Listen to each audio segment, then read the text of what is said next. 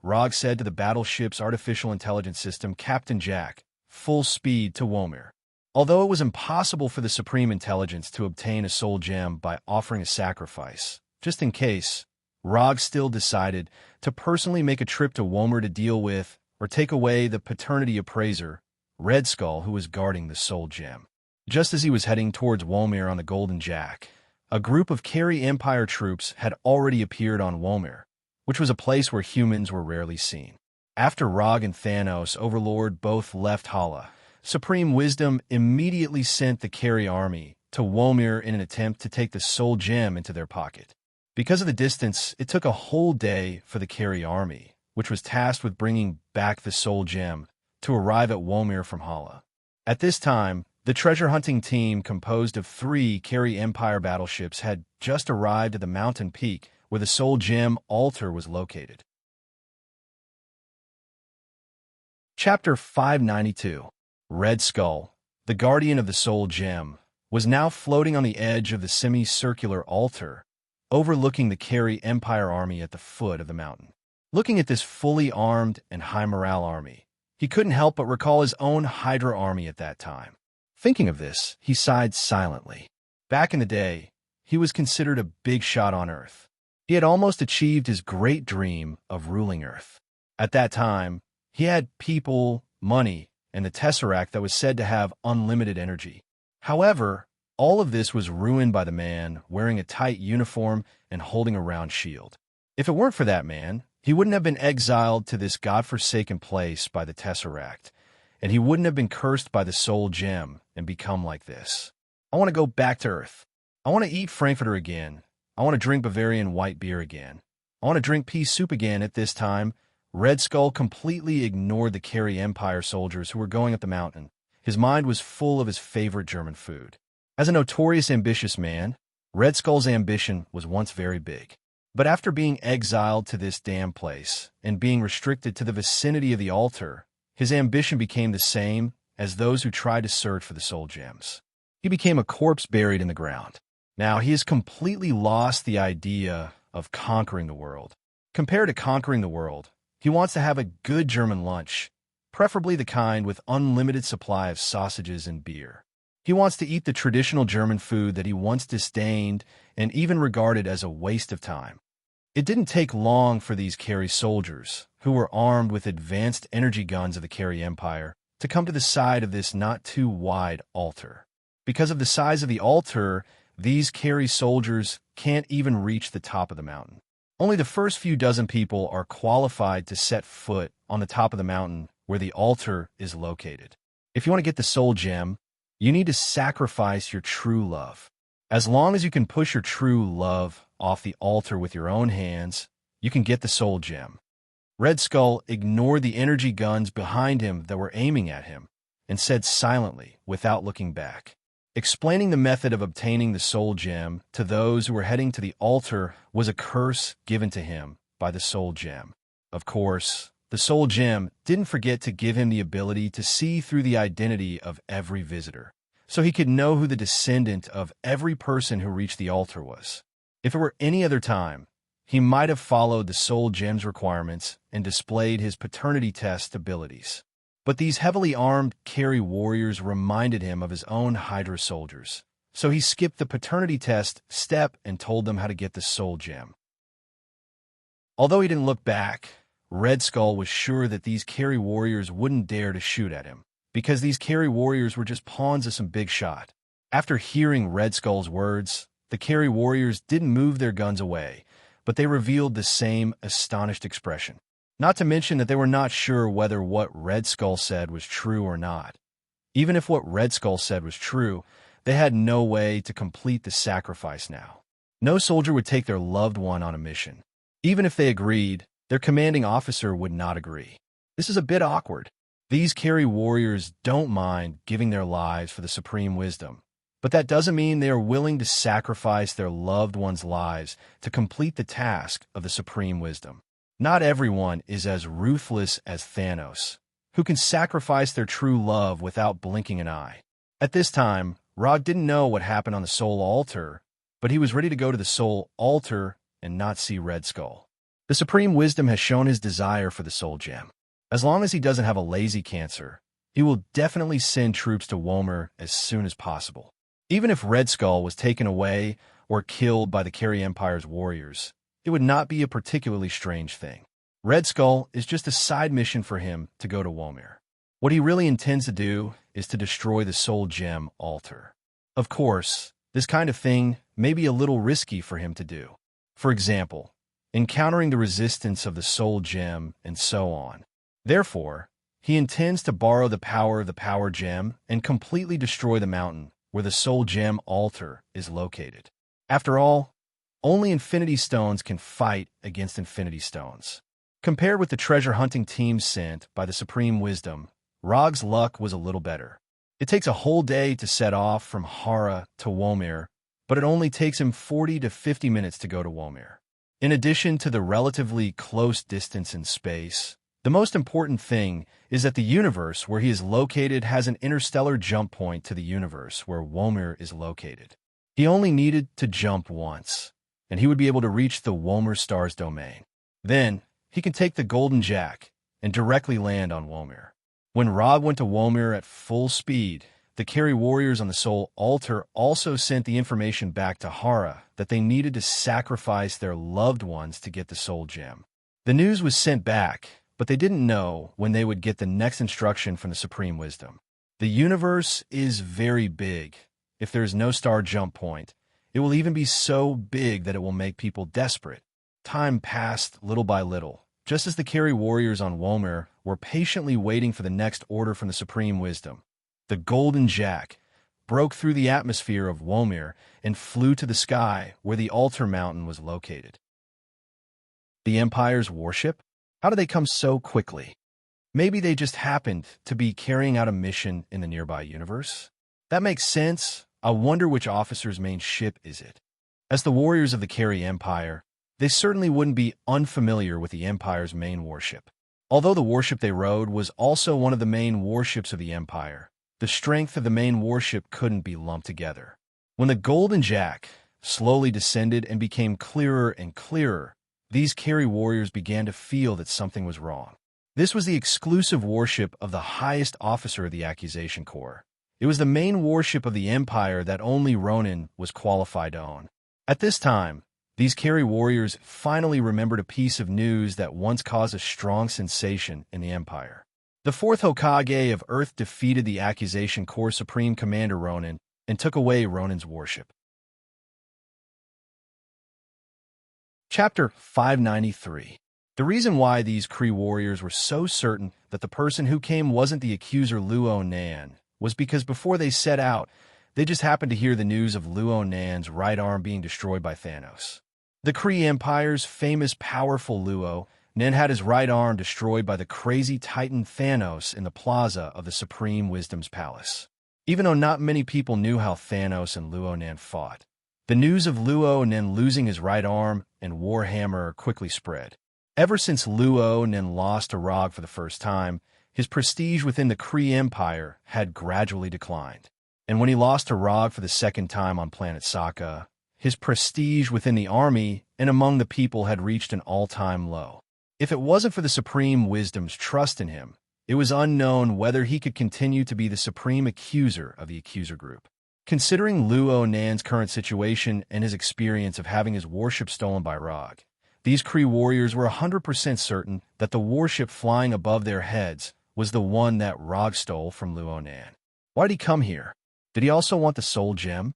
Right when these Kree warriors raised their heads to look at the Golden Jack in the sky with vigilance, Rog sat in the captain's seat in the main control room and calmly gave the order to attack. Even though there were many Kree warriors on the mountain peak, they weren't the primary targets of the Golden Jack. What the Golden Jack was attacking right now was the 3 Kree Empire warships that sent them over. Boom, boom, boom, boom. Under the gaze of these Kree warriors, the Golden Jack fired all kinds of colored energy rays and solid artillery shells. It was like a goddess scattering flowers as it vented its attack on the 3 warships that only had basic operators left. Even though they were all part of the Kree Empire's main fighting force, the Golden Jack used its actions to prove the difference between the main forces. Under the powerful cannon fire of the Golden Jack, the three Kree Empire warships couldn't even put up a decent defense. Accompanied by the dazzling explosion, they quickly fell from the sky while emitting black smoke. The primary target has been destroyed. Do you wish to begin attacking the secondary target? The mechanical voice of Sparrow echoed mercilessly in the main control room. Attack! Although there were hundreds of Mikri warriors on the altar, they only had individual weapons. There was no way they could deal any fatal damage to the Golden Jack. This was also the main reason why they were only secondary targets and not primary targets. Through the huge display screen in the main control room, Rog could clearly see Red Skull in a tattered black cloak floating on the edge of the altar. He was not worried that Red Skull would die under the gunfire of the Golden Jack.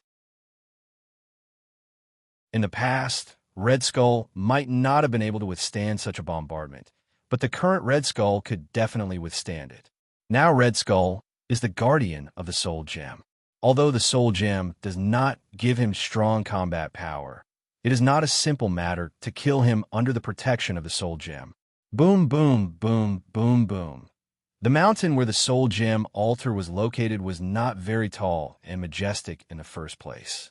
Under the powerful firepower of the Golden Jack, this nameless mountain experienced the most miserable experience in history.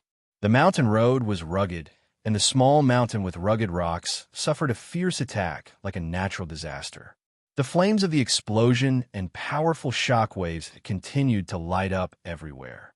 Under the fierce attack of the Golden Jack, the Kree warriors on the mountain were quickly reduced at a terrifying speed. Not even a slightly intact body was left. Although the casualties of the Kree warriors were heavy, not everyone was so unlucky. Those Kree warriors who officially stepped into the range of the altar became the lucky ones favored by the goddess of luck. Rog did not let Sparrow deliberately skip the area where the altar was located. The cannonballs and energy beams fired by the Golden Jack at the altar and the two tall stone pillars were no less than other areas. But these cannonballs and energy beams were detonated in advance by an invisible force when they were about to hit the altar and the stone pillars. Not only that, the shock waves generated by the explosion were also blocked by this invisible force, and it did not really hurt the altar and the two stone pillars. After seeing this scene that did not conform to common sense, Rog could not help but think of the words that Thanos said before. Infinity Stones have their own pride. Whether Infinity Stones are really arrogant or not, Rog was not sure now. But after seeing the scene in front of him, he could basically confirm that Infinity Stones have a certain living characteristic, or rather, have a certain self-consciousness. The Power Stone did not want to be completely controlled by Thanos, so it backfired on Thanos. The Soul Stone did not want to be destroyed by the altar, so it resisted the attack that hit the altar. In addition to these two examples in front of him, Red Skull floating on the altar can more or less prove this point. Although the Space Stone in the Tesseract did not recognize Red Skull, it did not kill him. Instead, it sent him to Womir and let him become the guardian of his brother. Red Skull was not the first Earthling to touch the Tesseract, but he was the only one who was sent to Womir by the Space Stone. This more or less proves that this is the result of the Space Stone's active choice. When all the Carry warriors outside the altar died under the gunfire of the Golden Jack, Rog stood up from the captain's position and opened the portal to the altar. After I leave, you return to Tatooine by yourself. Don't wait for me. After that, Rog walked into the portal and went from the main control room of the Golden Jack to the semicircular altar of the Soul Stone.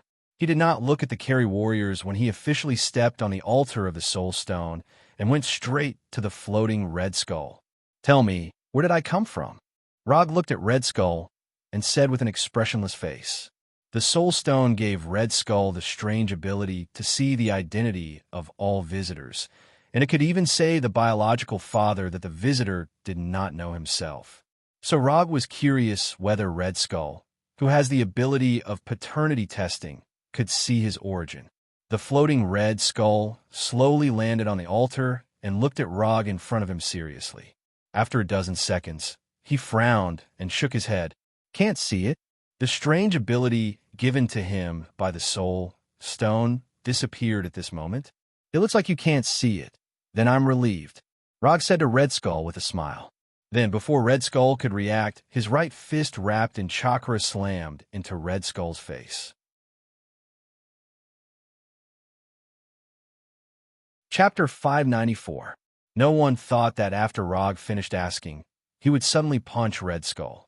In particular, Red Skull himself did not expect that he would be punched solidly, and it was even on his own face. If it was before he was exiled, even if he couldn't block Rog's punch, he would definitely be able to react. Boom! Red Skull, like a baseball hit by a bat, drew a beautiful arc in the air and slammed into the circular altar at the foot of the mountain from the edge of the semicircular altar. The huge impact made Red Skull hit a conspicuous crater in the circular altar at the foot of the mountain. If it weren't for the soul gem giving him some strengthening, Rog's punch would have killed him directly. After punching Red Skull down the altar, Rog looked back at the vigilant and puzzled Carry warriors. Shadow clone. Rog didn't intend to kill these Carry warriors himself. He summoned a Shadow clone and gave the task of killing these Carry warriors to the Shadow clone. Later, under the gaze of these Carry warriors, he used the super light rock technique and slowly floated down the altar and came to Red Skull again. It seems that the soul gem is quite good for you. It even helped you strengthen your physique. Although the main power of the soul gem is concentrated in the soul domain, as a universal treasure, the soul gem does not lack the ability to strengthen others. The strength of the soul will definitely bring about the strengthening of the body. This is a very simple truth. A fragile body can't support a strong soul. Who are you? The last time he was beaten up was more than 70 years ago. Roger's punch made Red Skull feel pain that he had not felt for a long time, and it also aroused his dissatisfaction. Although he has become like this, Red Skull used to be the leader of Hydra. The experience of exile may have changed some of his ideas, but it could not completely erase the pride in his heart. It doesn't matter who I am. What matters is that I want to teach you a good lesson. As soon as his voice fell, Rog launched another attack on Red Skull lying on the ground. From the perspective of the people on Earth, Red Skull was definitely not weak. After all, he was a man who could compete with Rogers of the American team. Unfortunately, the enemy he was facing now was Rog, who was known to be powerful in the universe. Rog didn't need to use any ninjutsu at all. He didn't even need to use any profound taijutsu. Just by using his own physical strength, he could completely crush Red Skull. Under his attack, Red Skull couldn't even make a decent defense and became a human sandbag under his fist, bearing his storm-like punches and kicks. After abusing Red Skull for 5 or 6 minutes, Roger stopped this one-sided, overwhelming attack and lifted Red Skull, who was unable to move. There are 2 reasons why I hit you. The first is because the Hydra you established has caused me a lot of trouble. Although it's all small trouble, it's very annoying. As for the second reason, it's very simple because you're ugly. The former leader of Hydra and now the guardian of the Soul Gem, at this time, was lifted by Rog like a defenseless baby, without the previous superior demeanor. You're stronger than me. Whatever you say. Although he was hurt by Rog, Red Skull knew very well that Rog did not kill him. Otherwise, the pain he was feeling right now wouldn't just be physical pain. Looking at Red Skull, who was resigned to his fate, Rog released his right hand and let him fall to the ground. What should be vented has been vented. Then it's time for a pleasant cooperation, Rog said with a kind tone and a smile on his face. However, after hearing his words, Red Skull suddenly felt a chill all over her body and looked at him with vigilance. What do you want to do? Red Skull asked tentatively. Let me introduce myself first. My name is Rog. I'm a ninja. I have the small title of 4th Hokage in the outside world. Ninja is a profession that relies on performing other people's commissions to get paid. If you don't mind, I hope I can take a small commission from you. Even the well-informed Red Skull couldn't keep up with Rog's thoughts at this time, especially when Rog said these words like a gentle and kind lawyer. He had an idea that Rog was schizophrenic. Just now he beat him like a barbarian, and now he told him that he wanted to take a commission from him. If it weren't for the fact that he couldn't beat him and couldn't escape, Red Skull would definitely choose to stay away from Rog. What commission do you want from me? Red Skull asked slowly, puzzled. It's very simple. You entrust me to take you back to the Earth. After returning to the Earth, you can give me some appropriate reward. Although most of your Hydra has been eliminated, there's still some stubborn loyalists left. I don't want much. After you return to the Earth, reorganize your Hydra, and then give me the funds, equipment, and antique collections in Hydra. Of course, you can also simply understand it as buying your freedom with Hydra's money. At this moment, Rog was like a bewitching demon as he slowly spoke to Red Skull. That's it. It's that simple. It's a good deal for Red Skull to exchange Hydra's funds, equipment, and other materials for his freedom. Although he didn't know what Rog was going to do, he decisively agreed to Rog's proposal. Sign this commission scroll, and we will officially have a cooperative relationship. The reward is simple. Just write $1 billion first. As for the other things, a verbal agreement will do. I believe in your character. Rog didn't intend to let Red Skull's commission occupy the commission quota for too long, so the reward written on the scroll was much less than what they agreed on. Red Skull didn't speak. After taking the commission scroll from Rog, he quickly wrote it. Commission content. Bring Red Skull, who is cursed by the soul gem, back to the Earth. Commission status. Incomplete. Commission reward. 30 ninja coins. Red Skull's commission passed the system's judgment smoothly. Although the system only gave 30 ninja coins as a commission reward, this is acceptable for Rog, who has 0 ninja coins. Anyway, this is just a commission. It's good enough to pass the system's judgment. Chapter 595. After closing the system's commission page, Rog took back the commission scroll that only had commemorative value left from Red Skull and threw it back into the psychic scroll. Just as he was about to take out the infinity glove from the psychic scroll, he suddenly stopped and frowned in serious thought. The soul gem was a gem with self-consciousness. Otherwise, it wouldn't have set the condition that one had to sacrifice one's true love to obtain it. Since it had consciousness, it meant that it could be communicated. With this in mind, Rog temporarily put aside the idea of using the strength gem to destroy the soul gem altar and smiled at Red Skull, who had just stood up. I'll accept your commission, but I have a small request. I hope you can help me with it. At this moment, although Rog looked amiable, Red Skull couldn't help but take a few steps back and ask warily, "Tell me what it is first, and I'll consider agreeing to it." Red Skull had seen many strange people.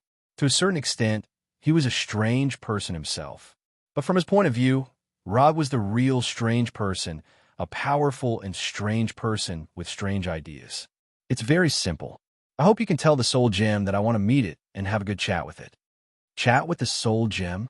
What does he want? Red Skull once again showed a puzzled look. I can't tell it. Although I'm its guardian, I've never seen it, much less communicated with it. After some thought, Red Skull slowly said, "You can do it. You can do it. You are the man chosen by it. You can definitely do it." Red Skull had never communicated with the soul gem before, but this didn't mean that he couldn't communicate with it. I really don't. Before Red Skull could finish speaking, he saw Rog's left eye turn blood red. He saw the crazily spinning triangular dart pattern on the blood red eye. Tsukuyami. Rog didn't give Red Skull a chance to continue speaking. He directly cast Tsukuyami on him and pulled his mind into the Tsukuyami world that he controlled. Red Skull didn't realize what had happened at all.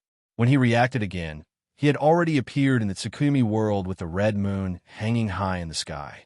Unlike the previous experiencers, Red Skull was not hung on a cross, but sat on a classical and luxurious European-style high-back wooden chair.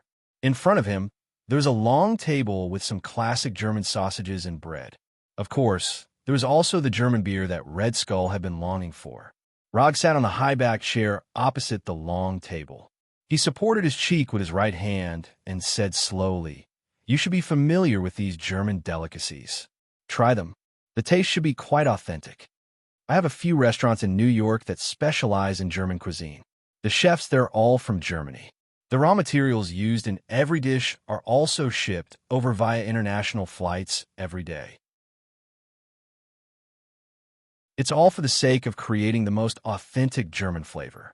At this time, Rog was like an old friend of Red Skull, recommending the German delicacies in front of him. Although Roger wasn't interested in doing business, he was still a human. Once he had a lot of money, he would have some inexplicable large expenses. Opening restaurants in New York from various countries was one of the ways he wasted his huge fortune. Aren't you eating? I thought you would more or less miss the traditional delicacies of your hometown after leaving Earth for so many years. As he spoke, Rog picked up the silver fork on the plate, forked a German minced meat sausage, and put it into his mouth. The taste wasn't bad. It was exactly the same as what the fat chef in the restaurant made. Although these foods weren't real, they could give the consumer an extremely realistic taste in Tsukuyomi world. Of course, the premise of all of this was that Rog had tasted these foods before. He looked at Rog, who was munching on the minced meat sausage, and then at the various German delicacies on the table. He subconsciously swallowed his saliva. Don't worry about the safety of the food. These aren't real food. They will only give you an extremely realistic taste buds. After finishing the minced meat sausage, Rog put down his fork and explained. He picked up a glass of Bavarian white beer to moisten his throat. Red Skull, who was sitting on the high-back chair, looked at Rog with a complicated expression. In the end, he couldn't resist the temptation of the delicacies of his hometown. More than 10 minutes later, Red Skull, who had eaten his fill, leaned back in the high-back chair and asked in puzzlement, "Aren't you going to have a chat with the Soul Gem? Why did you suddenly arrange such a delicacy for me?" "That's right. I want to have a chat with the Soul Gem. This meal is mainly to make up for the mental damage you will suffer later." As soon as Rog finished speaking, Red Skull thought of something. However, it was all too late. Before he could do anything, the scene in front of him changed again. Tsukuyomi Level 2. In the Tsukuyomi world, Rog cast Tsukuyomi on Red Skull again. This time, what appeared in front of Red Skull was no longer the middle of the night with the crimson moon hanging high in the sky, but a gorgeous space that resembled a starry sky. "Where is this?" At that moment, Red Skull was like a child who had just learned to speak as he asked innocently. Rog didn't answer Red Skull because it wouldn't make much sense to answer. Although Red Skull still maintained his skeleton-like appearance, his mind wasn't as mature as a 3-year-old child's. This was Red Skull's subconscious space, or rather, where his true ID was. Tsukuyomi Level 2 was a discovery Rog made by chance after possessing Kodo Amatsukami. Although Tsukuyomi and Kodo Amatsukami had reached a certain pinnacle of illusion, the principles behind the two were completely different.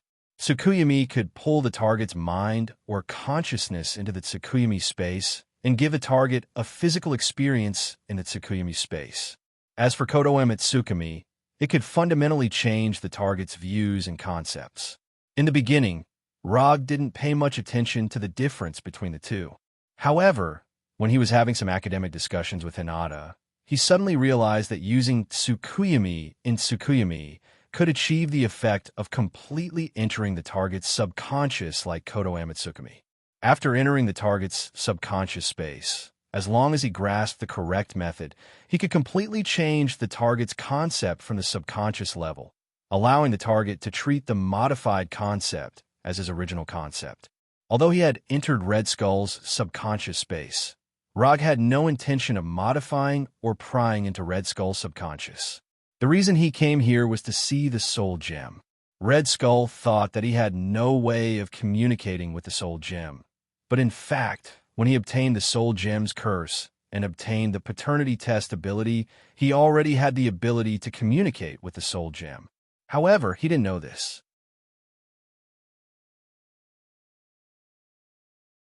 Chapter 596. At this time, you still don't want to show up? Rog ignored Red Skull next to him and said to the gorgeous starry sky in front of him, "Don't look at the fact that there were only 2 people here with Red Skull." When he entered here, the Soul Gem detected his arrival for the first time. As an infinity stone that controls the soul domain, the Soul Gem has a unique advantage in perception. Not to mention that Rog also took the initiative to enter the subconscious space of the man he chose. After that, Rog waited patiently. However, after a few minutes, he still did not get any response from the Soul Gem. "You really don't want to come out? then don't blame me for making a move on your guardian. As soon as his voice fell, Rog stretched out his right hand and reached out towards Red Skull beside him. Just at the moment when his right hand was about to touch Red Skull's neck, the soul gem finally reacted. In other words, it finally appeared in front of him. Red Skull, who had a silly look just now, seemed to have changed into a different person in an instant, and his body involuntarily exuded an ancient aura like the universe. "Why do you want to see me?" The appearance was still the same, and the voice was still the same. But at this time, Red Skull did not have the childish behavior and aura of a previous child at all, giving people a strange feeling, as if he was talking directly to the universe. "Nothing. I just want to talk to you about a deal." In addition to the soul gem, Rog has more or less touched the remaining 5 Infinity Stones. Although only the reality gem and the power gem belong to him directly, this is enough to keep him calm and collected in the face of any Infinity Stone. It may be difficult to determine the winner between a single Infinity Stone, and the power depends on the user's own strength.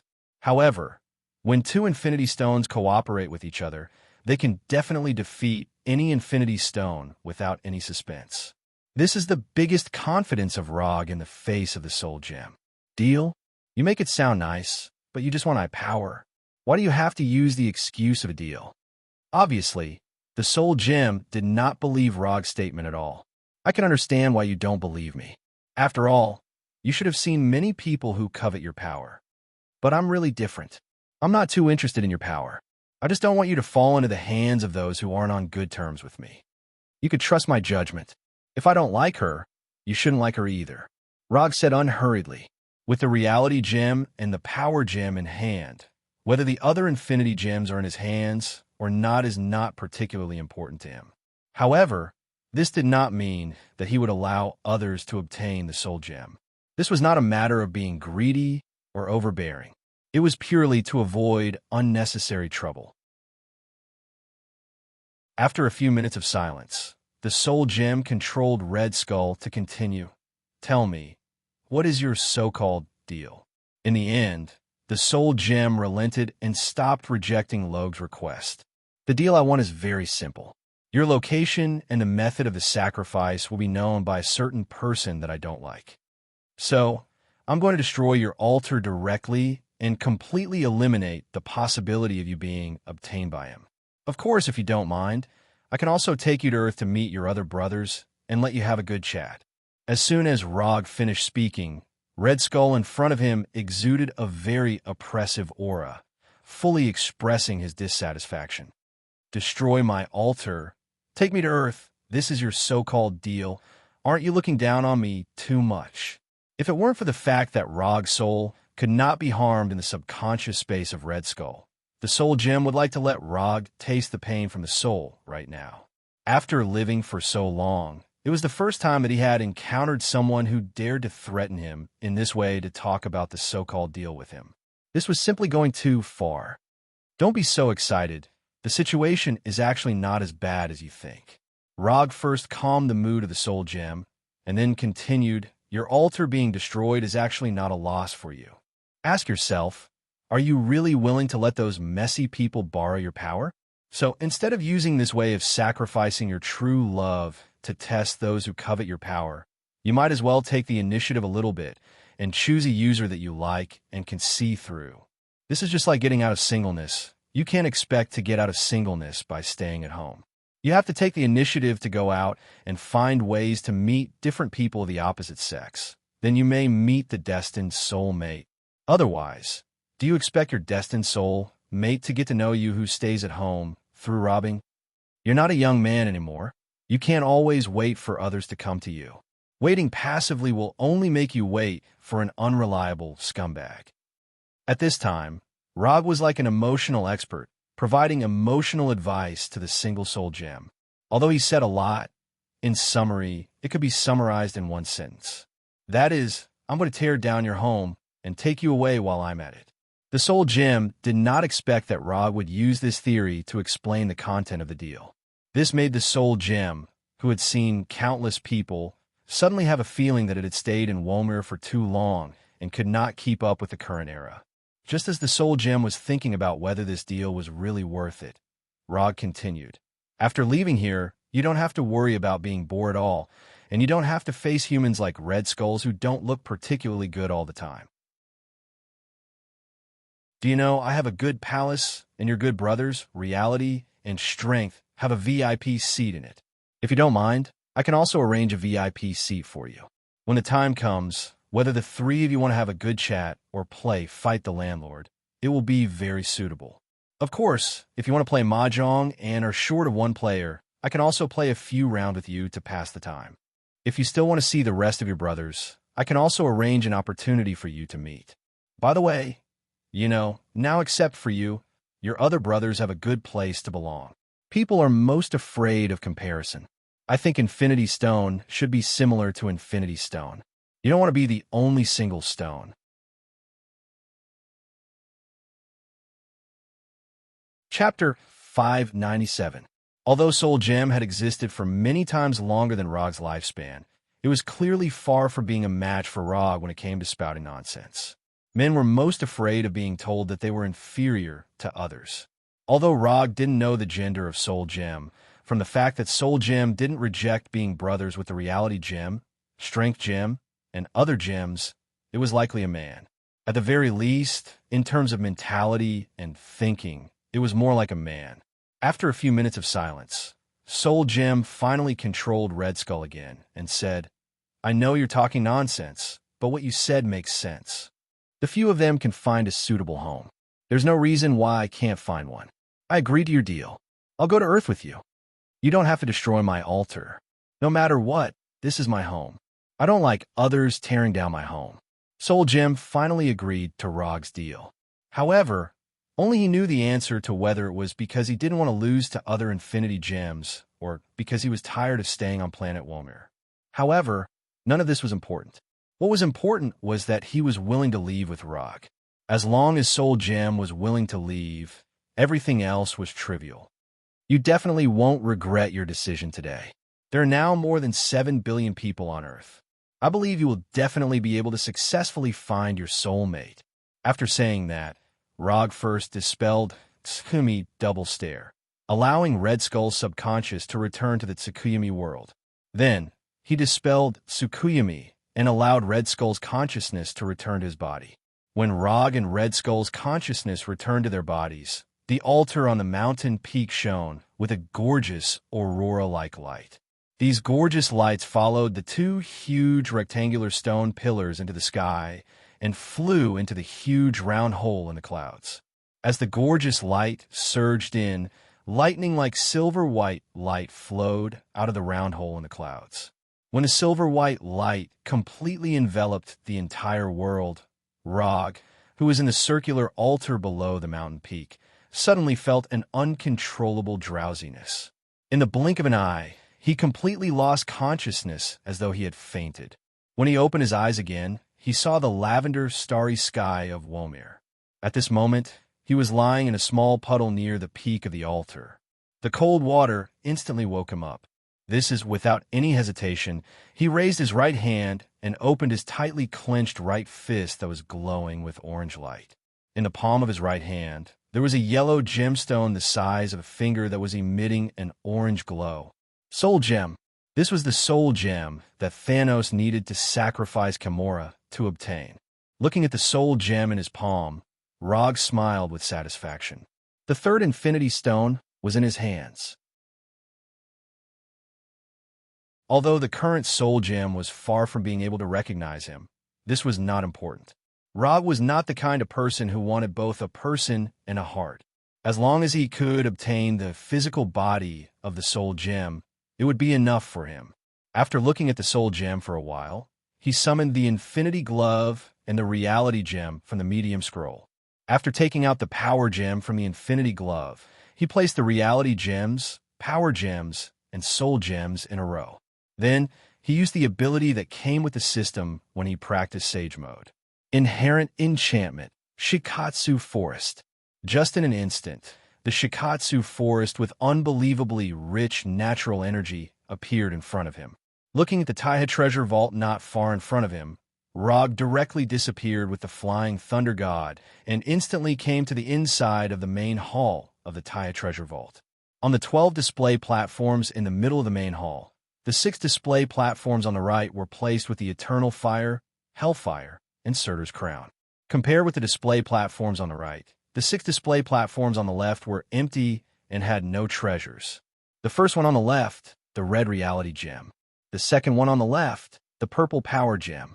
The third one on the left, the Yellow Soul Gem. After placing the 3 Infinity Gems in the order of the time they were obtained, Rog glanced at the symmetrical display platforms on both sides. 3 treasures on the right, 3 treasures on the left. Perfect symmetry. OCD was very satisfied. However, at this moment, he took out Thanos' Infinity Glove, which he didn't know where it came from, and there were already some cracks on it. Should I put this here as well? Although this Infinity Glove has some cracks because of overuse.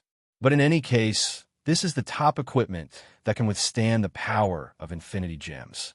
In terms of preciousness and commemoration value, this Infinity Glove is better than the 12 sacred tools he got from the Bloodbreed.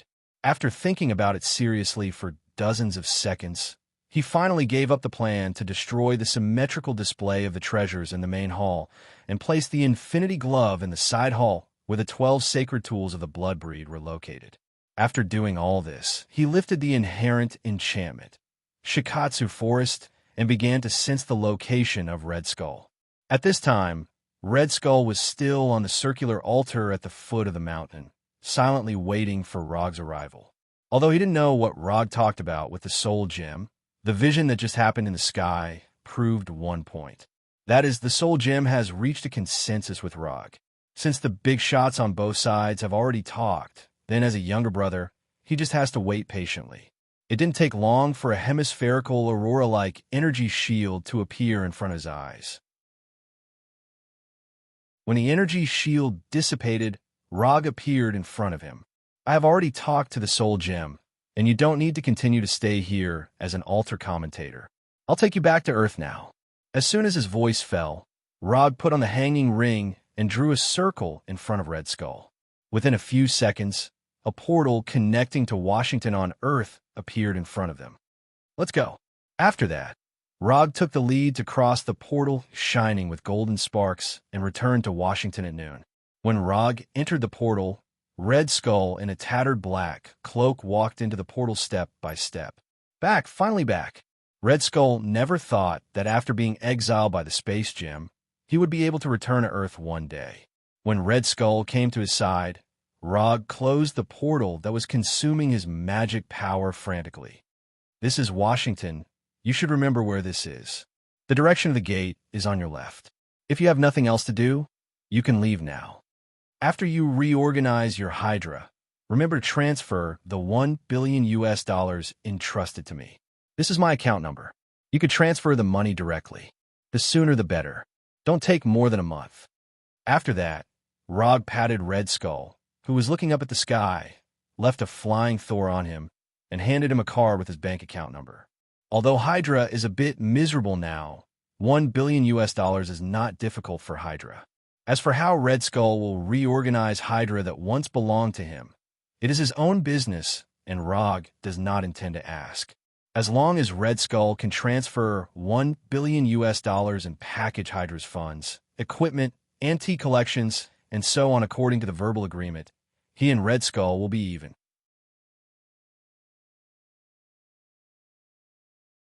Chapter 598.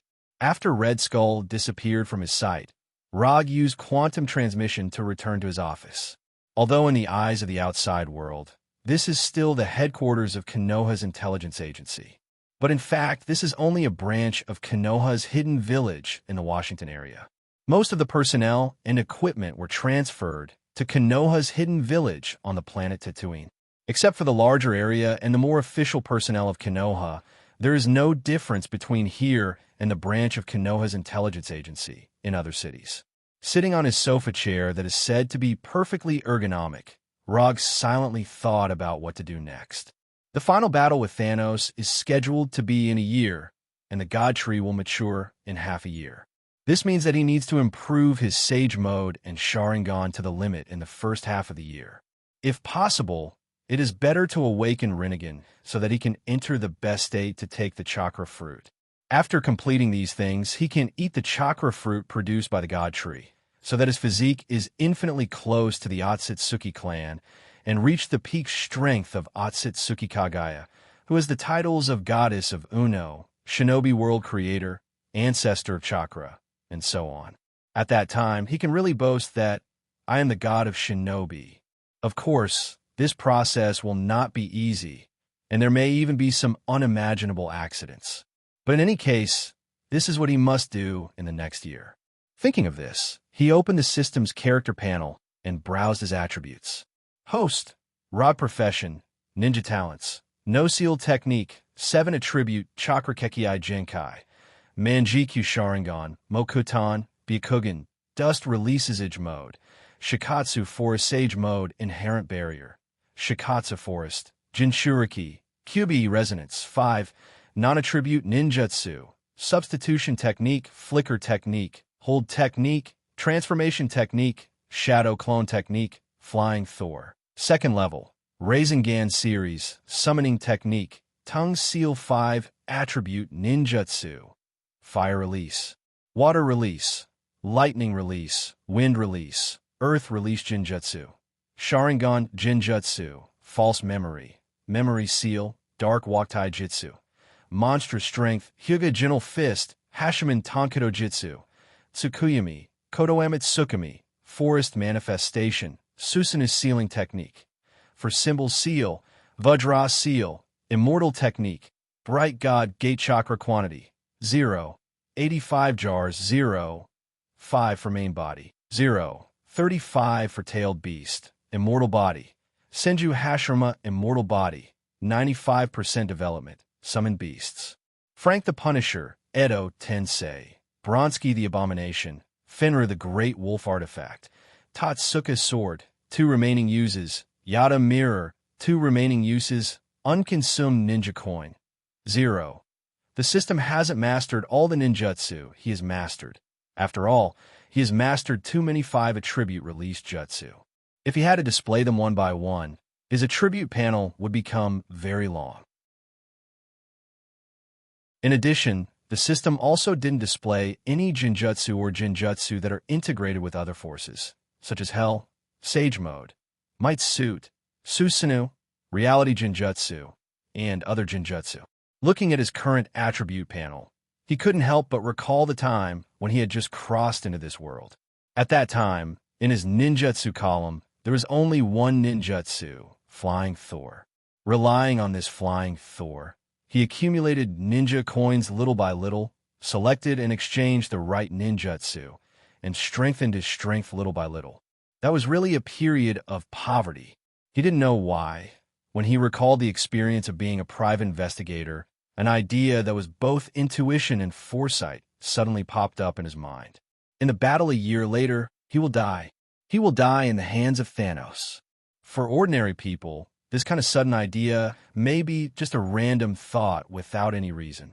But for someone like him who is only one step away from becoming a divine father, such an idea suddenly popping up his mind may mean a reminder of fate.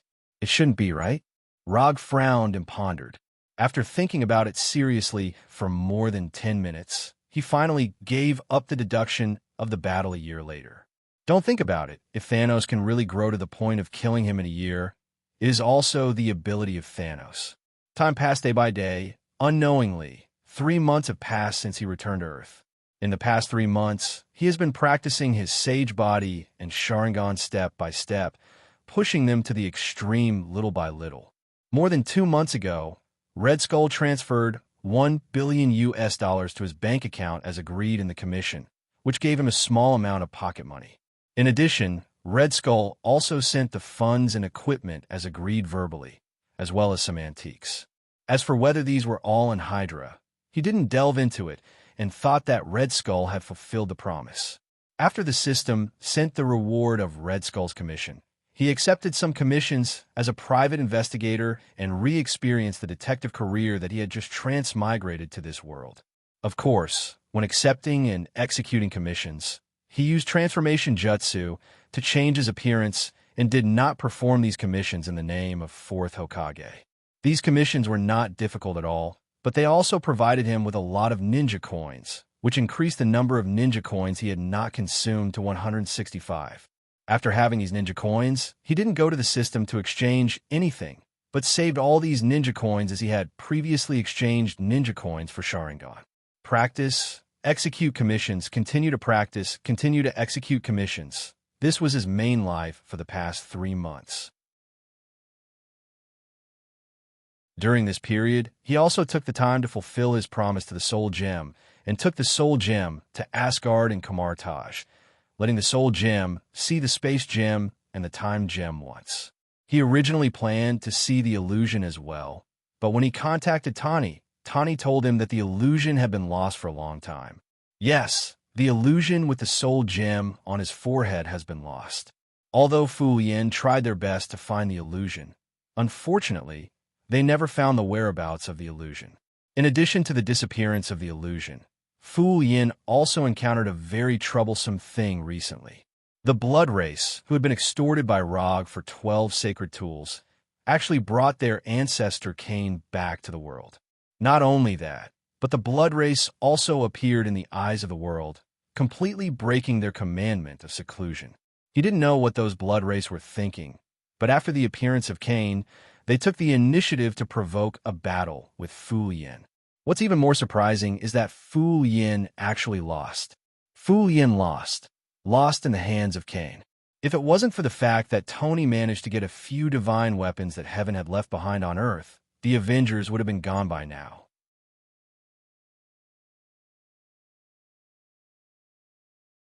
Chapter 599. The Avengers were in decline. Thor, one of the 6 Titans, didn't come to Earth much anymore. He stayed in Asgard all year round to deal with government affairs. Walter and Pietro, who were supposed to join the Avengers, became part of Konoha because of Rock. Although Hulk was still in the Avengers, he didn't agree with the Avengers' philosophy at all. He would continue to stay in the Avengers purely because of Natasha and Banner. If it were up to him, he would have left the Avengers long ago. Phantom, who had the Soul Gem and the Vibranium body, could have made up for the decrease in combat power when Thor wasn't in the Avengers. But now, no one knew where Phantom had gone. As for Tawny, Rogers, Captain America, and the others, they were very strong in the eyes of ordinary people. But in the face of real high-level combat power, they lacked the absolute strength to make the final decision. In the past, the appearance of the vampires would have been handed over to Konoha's Intelligence Bureau and dealt with by Konoha. But this was already in the past. Ever since the New York Accord, Konoha's Intelligence Bureau didn't care much about these things. The current Konoha's Intelligence Bureau was like a fishing unit that only received a salary and didn't do any work. Unless the vampires and Cain took the initiative to attack, Konoha wouldn't take the initiative to do anything. In the past, when Konoha was in charge of these things, the government and the people felt that Konoha's approach was too domineering. But now, when the vampires and the other dark races appeared, they began to miss the time when Konoha was in charge of these things. At least at that time, under the domineering style of Rog and Konoha's Intelligence Bureau, no organization or dark race dared to jump out and go against the government so blatantly. In fact, a week ago, Rog received a call from Secretary of State Ross and a few military bigwigs, hoping that Konoha could continue to perform some of its previous duties. But Rog rejected them without even thinking about it. Konoha wasn't so cheap that they could come and go as they pleased. Even if Konoha was still receiving a salary from the government, Rog didn't give them any face at all. If they weren't happy, then they could just stop Konoha's funds. Anyway, Konoha didn't count on these funds now. 3 months ago, when he started the Last Sage Body and Sharingan practice, Rog gave the order to number 2 of Konoha's Hidden Village to open interstellar trade. The current Konoha Hidden Village can now trade with other planets to obtain the materials they need. It's worth mentioning that after Konoha started interstellar trade, the rope grass slavers, which had a good reputation in the slave-catching industry, was officially disbanded. Sakura's head, Sakura Worlds of Konoha's Caravan. With the help of Noah and other veterans who used to make a living in the gray area, Konoha's interstellar caravan developed very smoothly, bringing back a lot of rare resources for Konoha. S2 S's, SSS2's, 2 S2's to S2's. New York, Manhattan. When Rog enjoyed an absolutely authentic French lunch with Gwen in his own French restaurant, he just left the restaurant and planned to return to his secret home with Gwen. Suddenly, he was stopped by this year's latest Audi R8 sports car at the restaurant's door. Except for Tani, there's no second person who likes to drive an Audi R8 sports car and dares to stop in front of him. Sure enough, as soon as the silver-gray Audi stopped, Tani, wearing a handmade suit, stepped down from the driver's seat and came to him with a gloomy face. "Why didn't you answer my phone?" Tani took off his sunglasses and said with a bitter tone. If Tony wasn't a man, his current tone would easily make people think of a girl whose boyfriend had a change of heart. "I didn't bring my phone." Rod glanced at Tani and answered indifferently. "You really don't care about anything. You weren't like this before?" Tani continued. "Really? Why didn't I know? I've always only done what I want to do. I don't think I've changed." Although Tani hasn't said it yet, Rog was 100% sure what Tani's purpose was. In fact, this wasn't the first time Tani came to him. A few days ago, in Washington, Tani and Natasha also came to him once, hoping that Konoha could help deal with the vampire issue.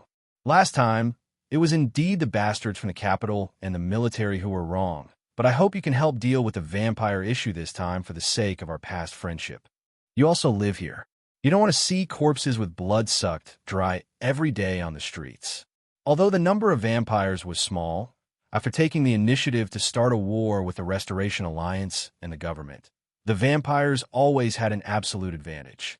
The reason for this one-sided situation was inseparable from the return of Cain, the ancestor of the vampires. According to Rog's knowledge, after Cain's return, every vampire had a visible improvement. Almost every vampire's strength had increased by one nobility rank. In particular, Grand Duke William and the other vampire dukes had touched upon the legendary realm of the Vampire King. Of course, because he hadn't fought with the upgraded Grand Duke William and the others, Rog wasn't sure how powerful this so-called realm of the Vampire King was. However, when facing the Restoration Alliance and the human army, these vampires showed an overwhelming advantage. Not to mention the dark magic of the vampires, it was purely a form of attack. Just the vampires' ridiculously strong physical fitness alone was troublesome enough. Yes, the vampires were indeed afraid of special bullets, such as ultraviolet bullets and holy water bullets. However, the problem was that ordinary human soldiers couldn't even aim at the vampires. What was more troublesome was that the vampires also had the ability to embrace and transform blood slaves. After a while, the Restoration Alliance and the military helplessly found that not only did the number of vampires not decrease significantly, but it also showed a trend of increasing.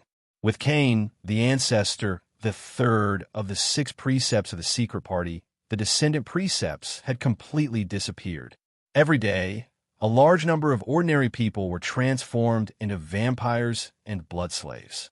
What made people feel even more helpless was that many people chose to join the vampires in an attempt to obtain a longer life by transforming into a vampire. This phenomenon was especially obvious among the elderly and the young people in their teens and 20s. The elderly chose to become vampires in order to prolong their lives that were nearing the end. Meanwhile, the young people saw becoming vampires as a trend and an opportunity to change their lives.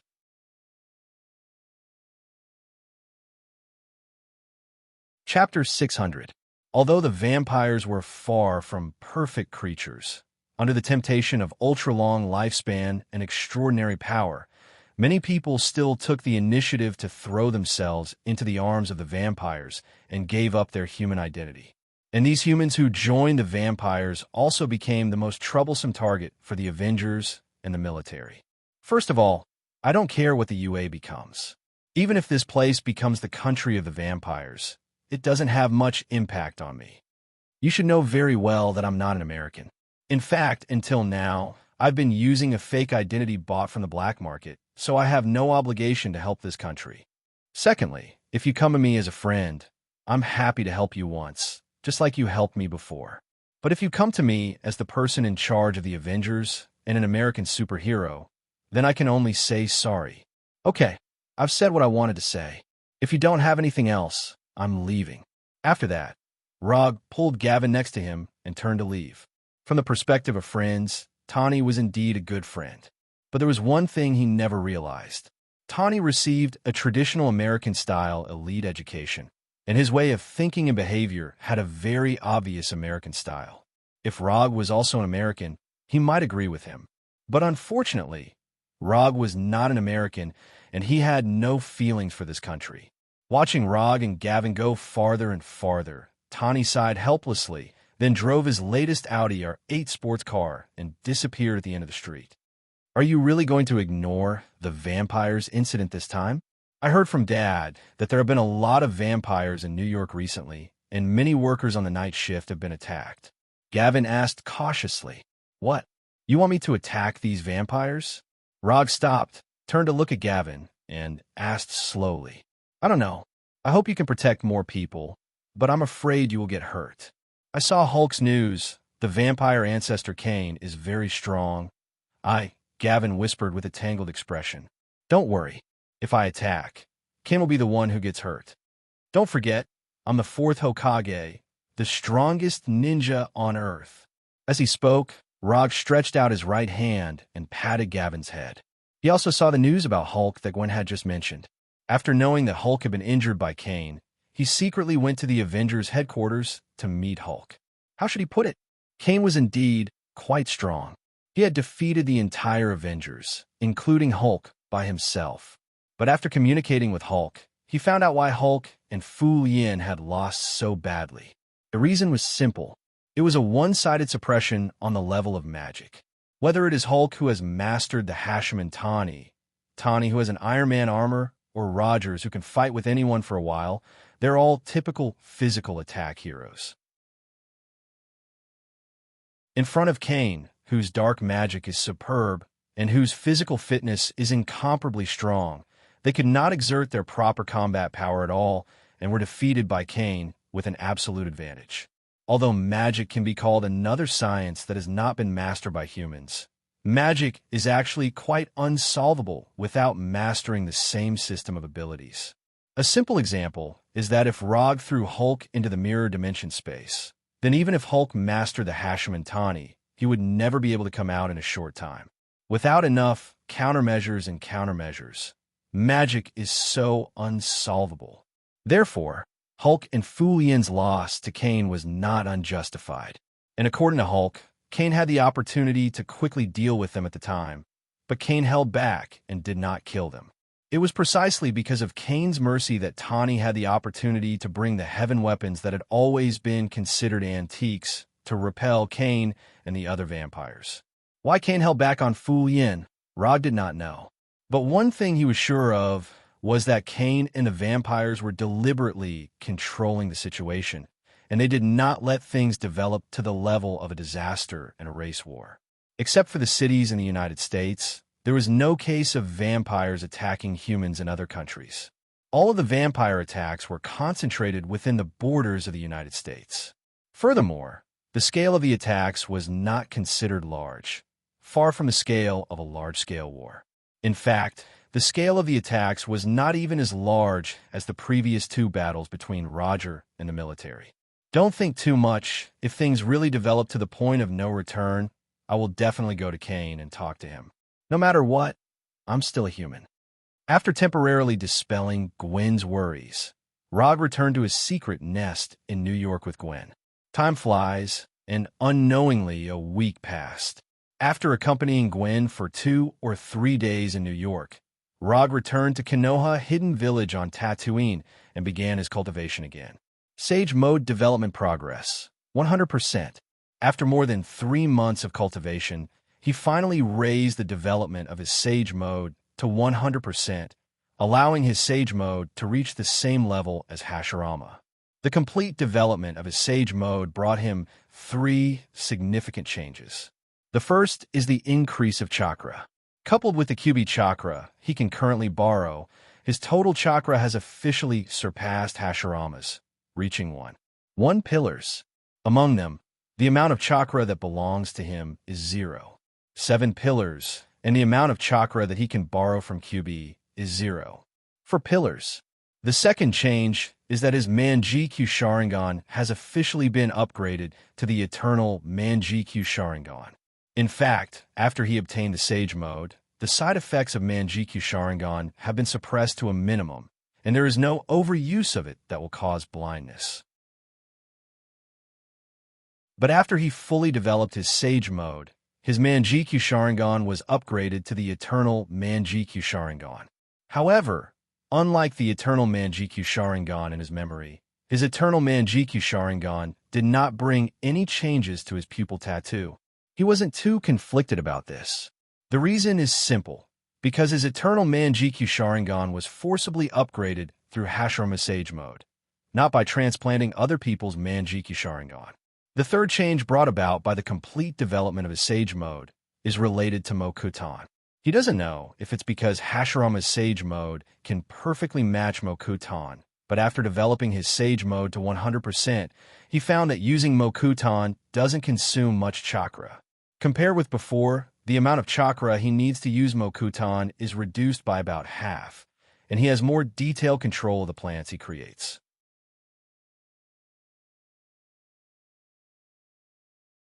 Chapter 601. Compared with the improvement of chakra and eternal Mangekyo, the improvement of Mokutan seems a bit insignificant. But in any case, this can effectively improve Rog's combat effectiveness in Mokutan. After all, before he could only cast 1 Mokutan ninjutsu with chakra, but now he can cast 2 Mokutan ninjutsu. This also means that if he only uses Mokutan in battle, his chakra is equivalent to twice as much as before. After adapting to the fully developed Sage Body, Rog left his exclusive Hokage training room and came to the office of the Hokage building. Although he is the Hokage of Konoha Hidden Village, with Artificial Intelligence No. 2 and Hinata, he doesn't need to deal with too many internal affairs of the Hidden Village, and he only needs to make final decisions on some major events.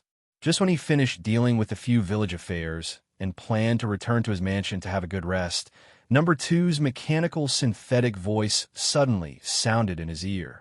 Hokage-sama, the Konoha Intelligence Agency headquarters on Earth has received a message from Kamartaj's New York temple. Should we check it now? Kamartaj? After hearing No. 2's report, Rog froze for a moment. Although he has the name of Kamartaj, an Ancient One student, he has always taken the initiative to contact or go to Kamartaj, and Kamartaj has never taken the initiative to contact him, a wandering sorcerer. Show it directly. As soon as his voice fell, a huge holographic virtual projection appeared in front of him. This is a video message, and the one on the video is a typical Asian face. This is Wong. Looking at the slightly chubby face in front of him, Rog recognized his identity at a glance. Rog, Ancient One hopes that you can return to Kamartaj as soon as possible. If you're not free, come back as soon as possible. Rog is no stranger to Wong. The current Wong is not the same as he remembered. He is not the administrator of Kamartaj Library, but the guardian sorcerer of New York Temple. Although he didn't know why Ancient One was looking for him. After watching King's video message, Rod put on the hanging ring and opened the portal back to Kamartaj. As his right hand continued to draw circles, a portal shining with golden flames quickly appeared in front of him. Just as he was about to step into the portal, he suddenly remembered something and said to No. 2 without looking back, "Tell Hinata that I'm back on Earth, and I'll have dinner with her next time." After that, he stepped into the portal and directly returned to Kamartaj from Konoha Hidden Village on Tatooine. Although he hadn't come to Kamartaj for a while, Kamartaj was still the same as in his memory. Mages Kamartaj, who were dressed in various colors, were cultivating in an orderly manner. There were also apprentice mages who had just joined and were still learning portal magic. There was also a beginner mage who was training in magic weapon combat. There was also a mage wearing a dark red mage robe. His hands were trembling uncontrollably as he flipped through a magic tome that was thicker than a brick under a stone bench in the shade of a tree. Who is this? Although it was the first time he saw him in person, if his memory is correct, this man with a sexy mustache is his junior brother, the future Doctor Strange, Stephen Strange. He has come to Kamartaj. Does that mean that Ancient One is going to... A thought flashed in Rog's mind for an instant. It shouldn't be, right? According to the timeline in his memory, Ancient One did choose to die not long after Strange's arrival and handed over the responsibility of Sorcerer Supreme to Strange. But the problem is that the current timeline is no longer the timeline in his memory. Taking a look at Strange, who was trying to learn by himself, Rog turned and walked towards the hall where Ancient One often made tea. Sure enough, after entering the hall, he saw Ancient One making honey tea. "Sensei, are you looking for me?" Rog sat on the chair opposite Ancient One and asked respectfully. "Yes, try my newly developed tea first. I changed it to honey. See if it suits your taste." After that, Ancient One placed a cup of steaming tea in front of him. Looking at the honey tea with a color similar to Chinese medicine, Rog swallowed his saliva, picked up the teacup, and took a small sip. The taste is not bad. Maybe it would be better without honey. Rog still doesn't like Ancient One's habit of adding honey to tea. Compared to this kind of honey tea, he still preferred pure tea from China. "When you came, you should have also seen your junior brother Strange. What do you think of him?" Ancient One asked slowly after taking a sip from the teacup. "What do I think of him? He is your chosen successor. What else can I think of him? I just met him for the first time. I don't know his personality very well, so I can't evaluate him." After thinking for a few seconds, Rog gave his answer. "You are lying. You may have met him for the first time, but you are definitely not a stranger to him." Ancient One put down the teacup in his hand and said meaningfully, "That's boring. What's the difference between this and digging into someone's past?" "Teacher, you are right. But since he is your chosen successor, I think he will definitely live up to your expectations." Rog said with a smile and rounded the question. "If it was before you appeared, I would not hesitate to train him as the next Sorcerer Supreme and give him the responsibility of guarding the Time Stone. But now, I am beginning to hesitate on this point." Having said that, Ancient One looked at Rog with a complicated look. "What does this have to do with me? I am just a part-time sorcerer." "Teacher, don't say that you think I am also qualified to inherit the position of Sorcerer Supreme. I am just a part-time sorcerer. This kind of heavy responsibility is better left to those orthodox sorcerers. Although you can get the Time Stone after inheriting the position of Sorcerer Supreme, but compared with the need of Sorcerer Supreme to protect the Earth from the invasion of the multiverse, the temptation of the Time Stone is obviously not enough. To be precise, for Rog, who already has 3 Infinity Stones, the temptation is not enough. He never had the idea of becoming a guardian of the Earth. Compared with this kind of self-sacrifice guardian of the Earth, he wants to be a free ninja. You think too much, the Time Stone doesn't like you, and your magic talent is far from being comparable to Strange.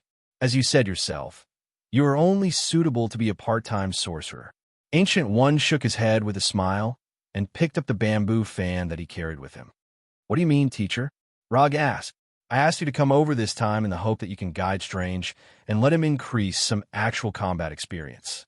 I heard about the blood race, and I also met with Kane. The current blood race incident in the United States is very suitable to be Strange's first action."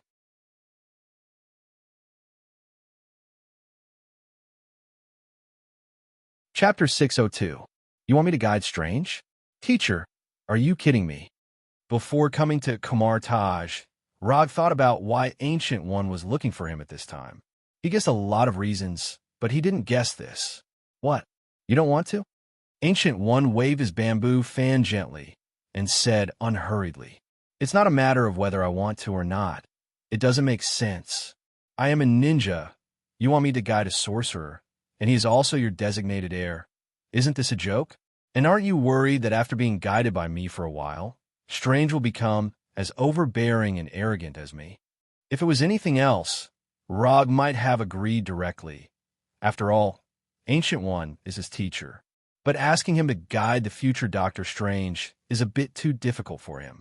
Others may not know, but he knows very well that being the teacher of Dr. Strange will not end well. If he really becomes overbearing and arrogant under your guidance, it can only mean that he is not suitable to be the supreme sorcerer. Okay, you don't have to say any more. It's decided.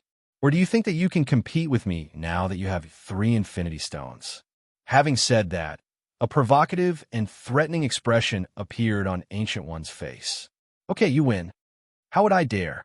Since teacher has said so, then I'll guide this little junior brother. Although there was 100,000 reluctance in his heart, Rog finally agreed to Ancient One's request. Can't you train your own air? Why would you let Ninja guide you? This is neither scientific nor magical. After saying goodbye to Ancient One, Rog reluctantly left the hall and walked in the direction of Dr. Strange. At this time, Strange was still immersed in the sea of magic knowledge, and he didn't notice that his nominal senior brother had come to him. Looking at Strange, who was browsing the magic books attentively, Rog couldn't help but recall his previous experience when he received 9 years of compulsory education. Ahem. After standing beside Strange and looking at him for a minute or two, Rog deliberately coughed to let Strange notice his arrival. You are? Strange, who is obviously older than Rog, raised his head and asked in confusion. My name is Rog.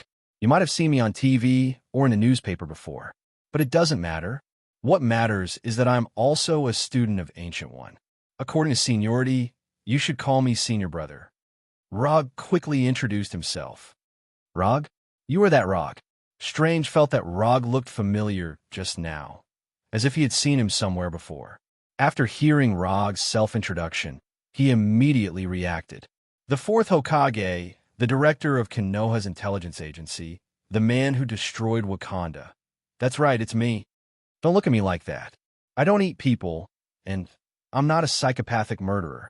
I just told you that I'm also a student of Ancient One, and I am your senior brother. Although Strange didn't say it out loud, Rog had seen through his thoughts from his eyes and expression. In fact, Strange can't be blamed for this. It's purely because the impression he left in the minds of the people before was a little too overbearing. What are you looking for me for? Although he was very curious why the legendary 4th Hokage suddenly appeared in front of him and claimed to be his senior brother. However, Strange is also a person who has seen big scenes after all. He quickly calmed down and asked about Rog's intentions. I don't know if Ancient One told you, but she just told me to guide you for a while and take you to deal with the current vampire incident in the United States. If possible, Rog really doesn't want to pay much attention to the vampire's affairs. This is why he has always refused Tani's request to the military. But he didn't expect that Ancient One would actually ask him to deal with the vampire's affairs, and with Strange, the new sorcerer. Ancient One told me that there would be a new sorcerer to guide me for a while, but she didn't say it was you. And aren't you a ninja? When did you become a Kamartaj sorcerer? Like Rog, Strange didn't expect that Ancient One would arrange for Rog to guide him, which made him frown unconsciously. Strange knows that Rog is very strong, and he is a ninja who can fight against the U.S. military by himself. But he also doesn't understand why Ancient One would make such an arrangement. I am indeed a ninja, and sorcerer is just my part-time job. Although I am not a pure sorcerer, I am proficient in magic, and it is not a problem to guide you. Rog doesn't know how much magic Strange has learned now. However, judging from the fact that he is still reading the Sanskrit version of the basics of magic, he won't be joining Kamartaj for too long. Really, that's not necessarily the case. As he spoke, Strange silently closed the book that was as thick as a brick. Then, as if he was performing a finger dance, his hands quickly danced. A few seconds later, golden whips connected to each other appeared between his hands. Light of magic! When Strange just made the first magic gesture, Rog knew what magic he wanted to use. However, he didn't stop Strange. Instead, he allowed Strange to cast the spell. When the golden magic whip in his hands took shape, Strange raised his right hand and tried to throw the magic whip in his hand at Rog. However, at the moment he raised his right hand, Rog's body quickly emerged with magic fluctuations. Hold human spell. In just an instant, Strange's whole body was completely fixed maintaining the posture of trying to whip Rog with a magic whip. Hold human spell. This is not a compulsory spell for Kamartaj mages. Although this spell is also collected in Kamartaj library, there are not many Kamartaj mages who really learn this spell. He doesn't know if it's because of tradition or the aesthetic of Kamartaj mages are similar. They all prefer the kind of golden magic. Don't waste your energy. Unless your spirit and magic power are higher than mine, you won't be able to break free from the shackles of this spell. Glancing at Strange, who was trying to get rid of the effect of Hold Human spell, Rog came to the stone bench next to him and sat down straight. Then, he lifted the Hold Human spell on Strange. Sit down and talk.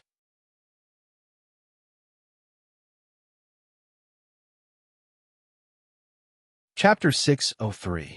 Strange didn't expect that he, who had already stepped into the gate of magic, was still no different from ordinary people in front of Rog. In fact, until now, he hadn't recognized what kind of magic Rog had just used. How are you going to guide me in dealing with the vampires? Isn't this what Konoha's intelligence agency should do? Like others, Strange also regarded these supernatural events as the responsibility of Konoha's intelligence agency. First of all, Konoha will not deal with this vampire incident. Konoha is not the nanny of the police and the military, and it is not interested in intervening in this matter. In addition, it's not how I'm going to guide you in dealing with the vampires, but how you plan to deal with it. I will only give you some advice and guarantee that you won't die in the hands of the vampires. You have to deal with everything else by yourself. Although it was Ancient One's request, Rog still had no interest in guiding Strange. With this kind of effort, he might as well instruct Hinata on how to fight in ninjutsu battle. At least Hinata is much cuter than Strange. I understand. Nominally, you're my instructor, but in fact, you're just my bodyguard. Strange showed an expression of understanding. You summed it up very well. So now can you tell me, how are you going to deal with the current vampires? Also, let me remind you, you'd better not have the crazy idea of completely eliminating the vampires. This is Strange's first foreign action, and Rog doesn't want his little brother to have the great dream of completely eliminating the vampires. Don't worry about this. I have self-awareness.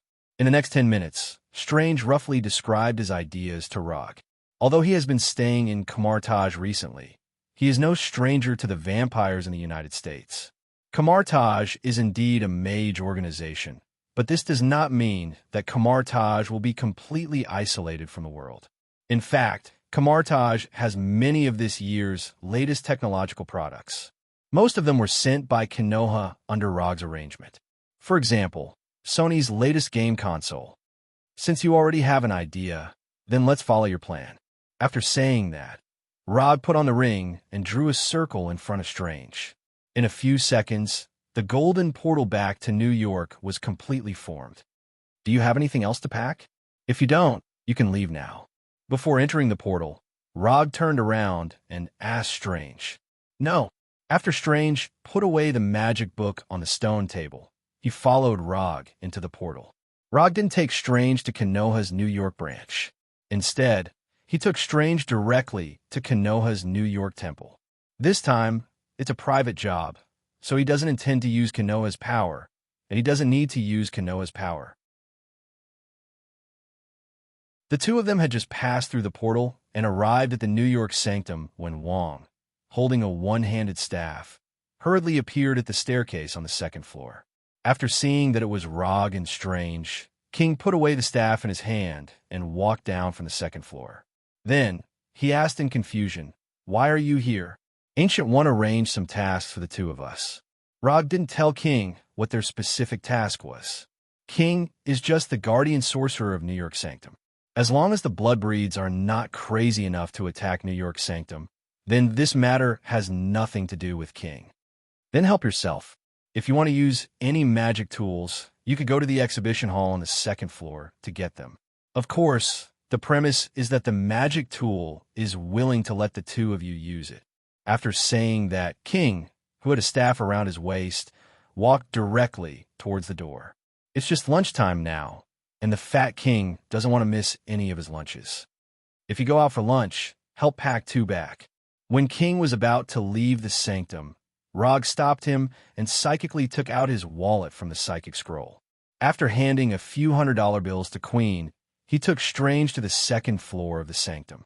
After coming to the hall where the magic tools were placed, Rog went directly to the levitation cloak and said to Strange, "Communicate with this cloak and see if you can respond to it." When he first came to New York's sanctum, Rog had the idea of the levitation cloak. But unfortunately, this magic cloak with the ability to fly and self-awareness didn't take a fancy to him. The more advanced the magic tool, the more picky it is towards a sorcerer. And this pickiness has nothing to do with strength. It's purely a matter of fate. In the history of Camartage, there are many cases of beginner sorcerers getting the recognition of powerful magic tools. And obviously, the future Doctor Strange is one of them. When Strange came to the levitation cloak according to Rog's instructions, the levitation cloak, which looked no different from an ordinary cloak, floated up automatically and flew around him a few times. Then, the Crimson Magic cloak took the initiative to drape itself on Strange's body.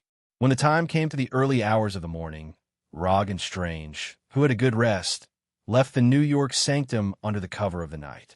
They didn't choose to go through the main entrance, but came to the roof of the sanctum and flew out of the sanctum. After an afternoon of communication and recuperation, Rog roughly figured out the true strength of a junior. Although the future Doctor Strange was proficient in various types of magic, the current Strange could only use one hand to count the number of magic spells he knew. In addition to the teleportation gate, mirror dimension, and Ragador ring, the only magic spells Strange knew were astral projection and light of magic. Whether it was the time he learned magic, the magic he mastered, or his combat experience, the current Strange was a complete novice sorcerer. Fly 5 blocks to the left. There are 3 vampires. Their strength is negligible. Strange didn't have any perception detection methods, so Rog not only had to be his bodyguard, but also his guide, lest Strange flew around like a headless fly. Okay, I got it. After receiving Rog's reminder, Strange didn't hesitate and turned to the left block. It didn't take long for them to fly to the designated location and look down at the 3 vampires in the alley. Judging from the behavior of these 3 vampires, they should be the humans who took the initiative to throw themselves into the arms of the vampires. Are you planning to wait for these 3 vampires to eat and drink before making a move? Seeing that Strange didn't make a move, Rog said slowly and pointed to the middle-aged woman who was about to pass by the alley.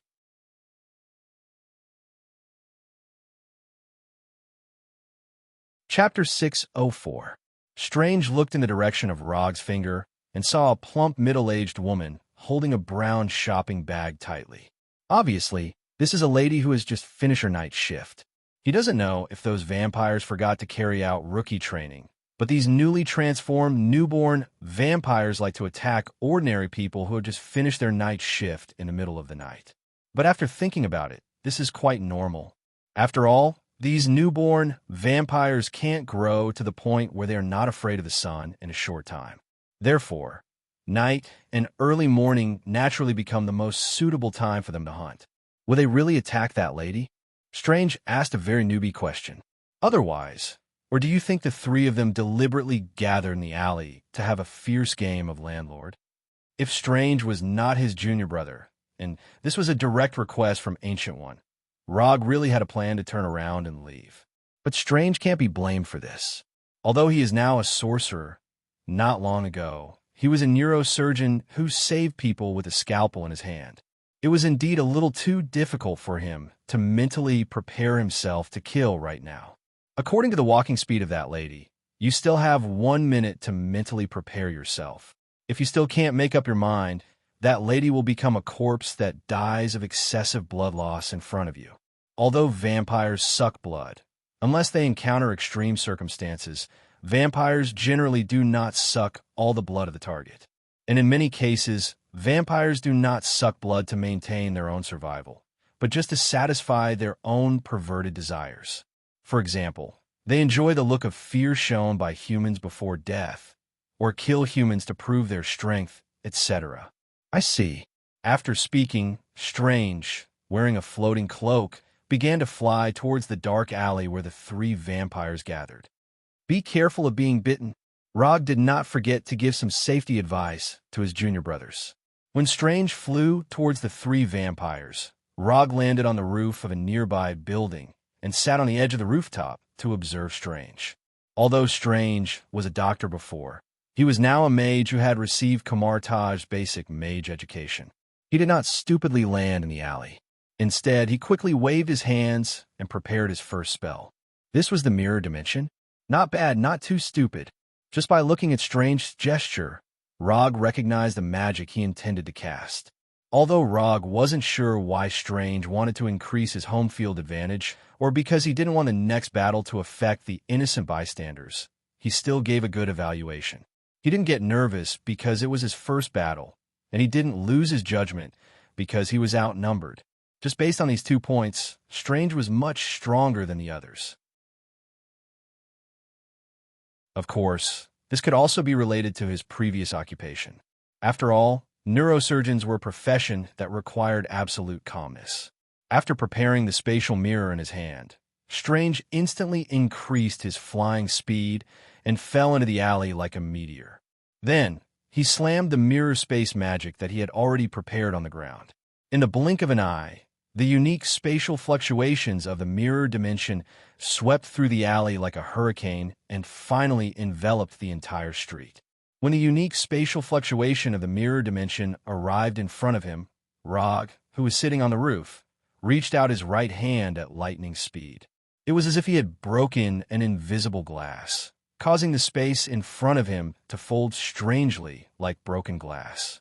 Strange magic control was good, but at this time, he made a mistake that he shouldn't have made. He isolated his bodyguard, Rog, from the mirror dimension.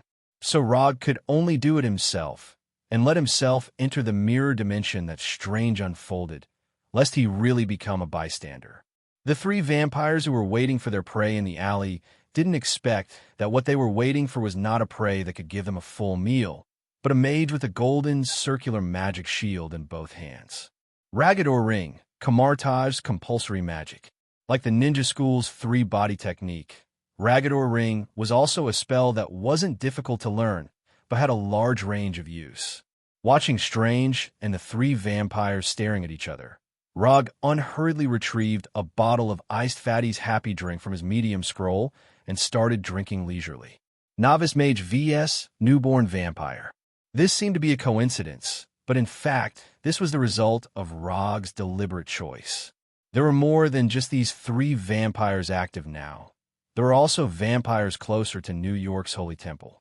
But considering Strange's current strength, Rog deliberately chose these three newborn vampires that had just been converted not long ago. After a few dozen seconds of stalemate, the three vampires took the initiative to attack Strange. Compared to werewolves, vampires were a more calm dark race.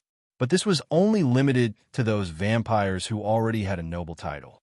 For newborn vampires, especially those that had just been converted from humans, they often couldn't control their thirst for blood and their mentality of suddenly having extraordinary strength. Therefore, these newborn vampires would often act more beastly than werewolves. In fact, most of the vampires that had injured humans were done by these newborn vampires. Under Logue's gaze, the three newborn vampires sprinted towards Strange like wild beasts, revealing their extremely long canine teeth that were characteristic of their race. Facing the attacks of these three newborn vampires, Strange didn't show any fear and constantly adjusted the position of his hands according to the direction of the attacks. Clang, clang, clang, clang, clang. When the claws of the three vampires hit the rings of Ragador in Strange's hands, the rings of Ragador let out a metallic clashing sound. At the same time, the hovering cloak on his body flew out of its own accord and tied up the blood breed in front of him tightly. When the hovering cloak bound one of the vampires and brought him to crash into the other two vampires, Strange decisively retreated a few steps and removed the Ragador ring in his hands. Although the magic power of the Ragador ring could cause some burns to these vampires, these burns wouldn't take long to be healed by the regeneration ability of vampires. Therefore, Strange decisively gave up on counterattacking tactics and decided to use offense instead of defense. Magic light. A second or two later, a magic whip flickering with golden sparks appeared in Strange's hands.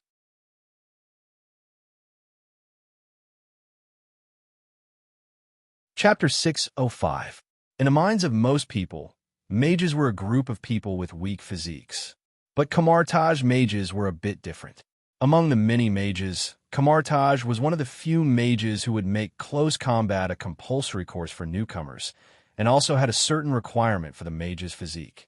To some extent, Kamartaj mages were similar to Rog's impression of those battle mages who would cast a light spell, then add buff spells such as Bull's Strength and Cat's Agility to rush forward. When the light of magic condensed into a golden magic whip, Strange didn't hesitate and directly waved the whip in his hand towards the vampire in front of him. Pa pa pa pa. Strange was just a neurosurgeon with a surgical knife before, but when he swung the magic whip in his hand, Rog saw a trace of proficiency that didn't match his profession. This kind of proficiency made Rog couldn't help but associate it with some unique hobbies belonging to a minority group of people. White coat, long whip, howling man, some inappropriate images appeared in Rog's mind. It shouldn't be, right? When such an association appeared in his mind, the way he looked at Strange became a bit strange. At this time, Strange didn't know what Rog was thinking, and he didn't know that Rog had already silently labeled him in his heart. With the help of the hovering cloak, Strange, who was fighting one against many, not only did not fall into a disadvantage, but he also beat the 3 new vampires in front of him. After being whipped by Strange again and again, the 3 vampires who also had no combat experience involuntarily had the idea of retreating. However, this idea of retreating could only be in their minds. Mirror dimension. Although these 3 vampires didn't know what kind of magic mirror dimension was, they soon found that something was wrong. Although the surrounding environment looked very normal, when they came to the intersection of 2 blocks like fleeing wild dogs, they were stopped by an invisible, transparent wall. No matter how hard they tried, they couldn't cross this transparent wall that they couldn't see at all. Trouble. At this moment, the 3 newborn vampires finally understood why Strange slapped the ground fiercely when he arrived at the alley. After confirming that they were completely trapped by an unknown magic, the 3 vampires also completely dispelled the idea of retreating and looked at Strange behind them with fierce eyes. After becoming vampires, this was the first time they encountered such a situation. However, they quickly calmed down.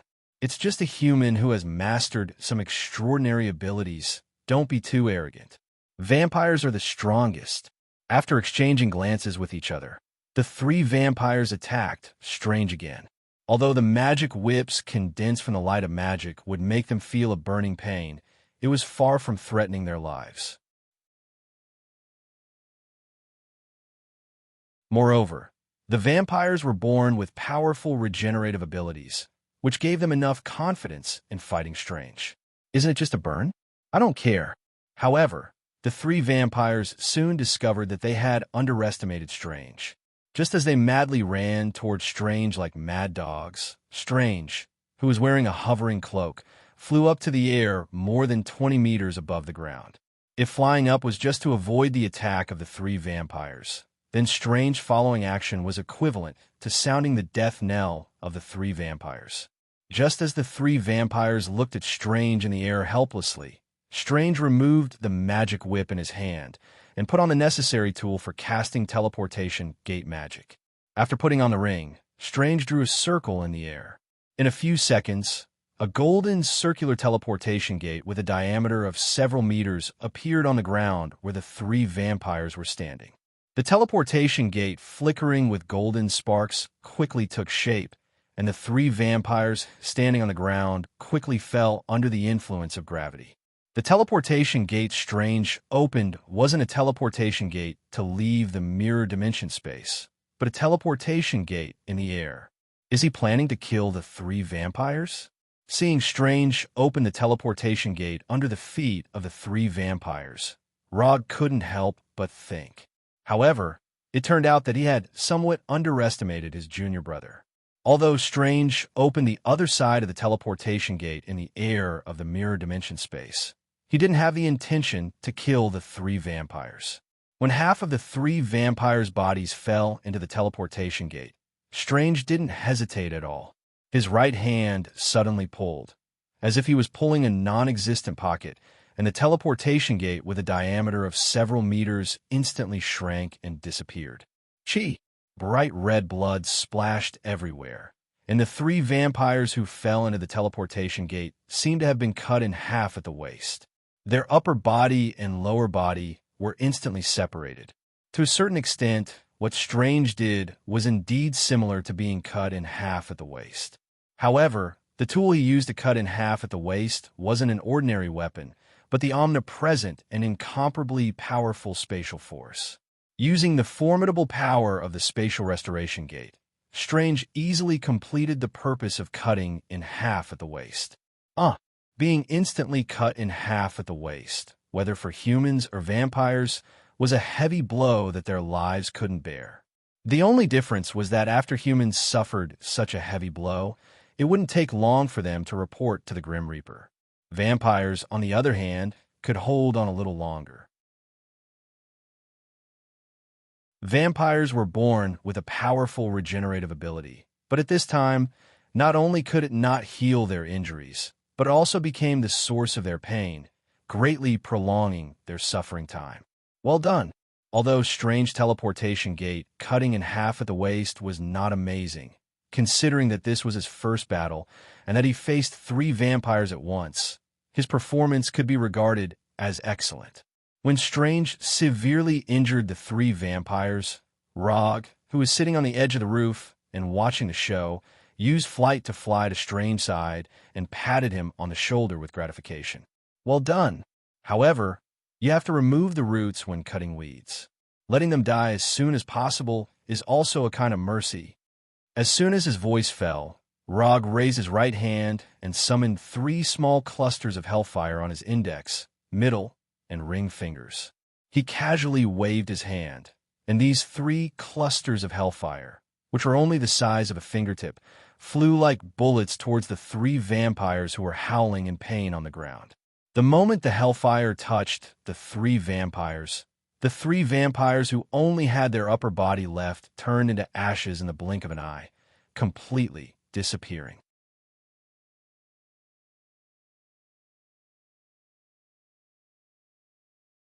Chapter 606. Where are we going next?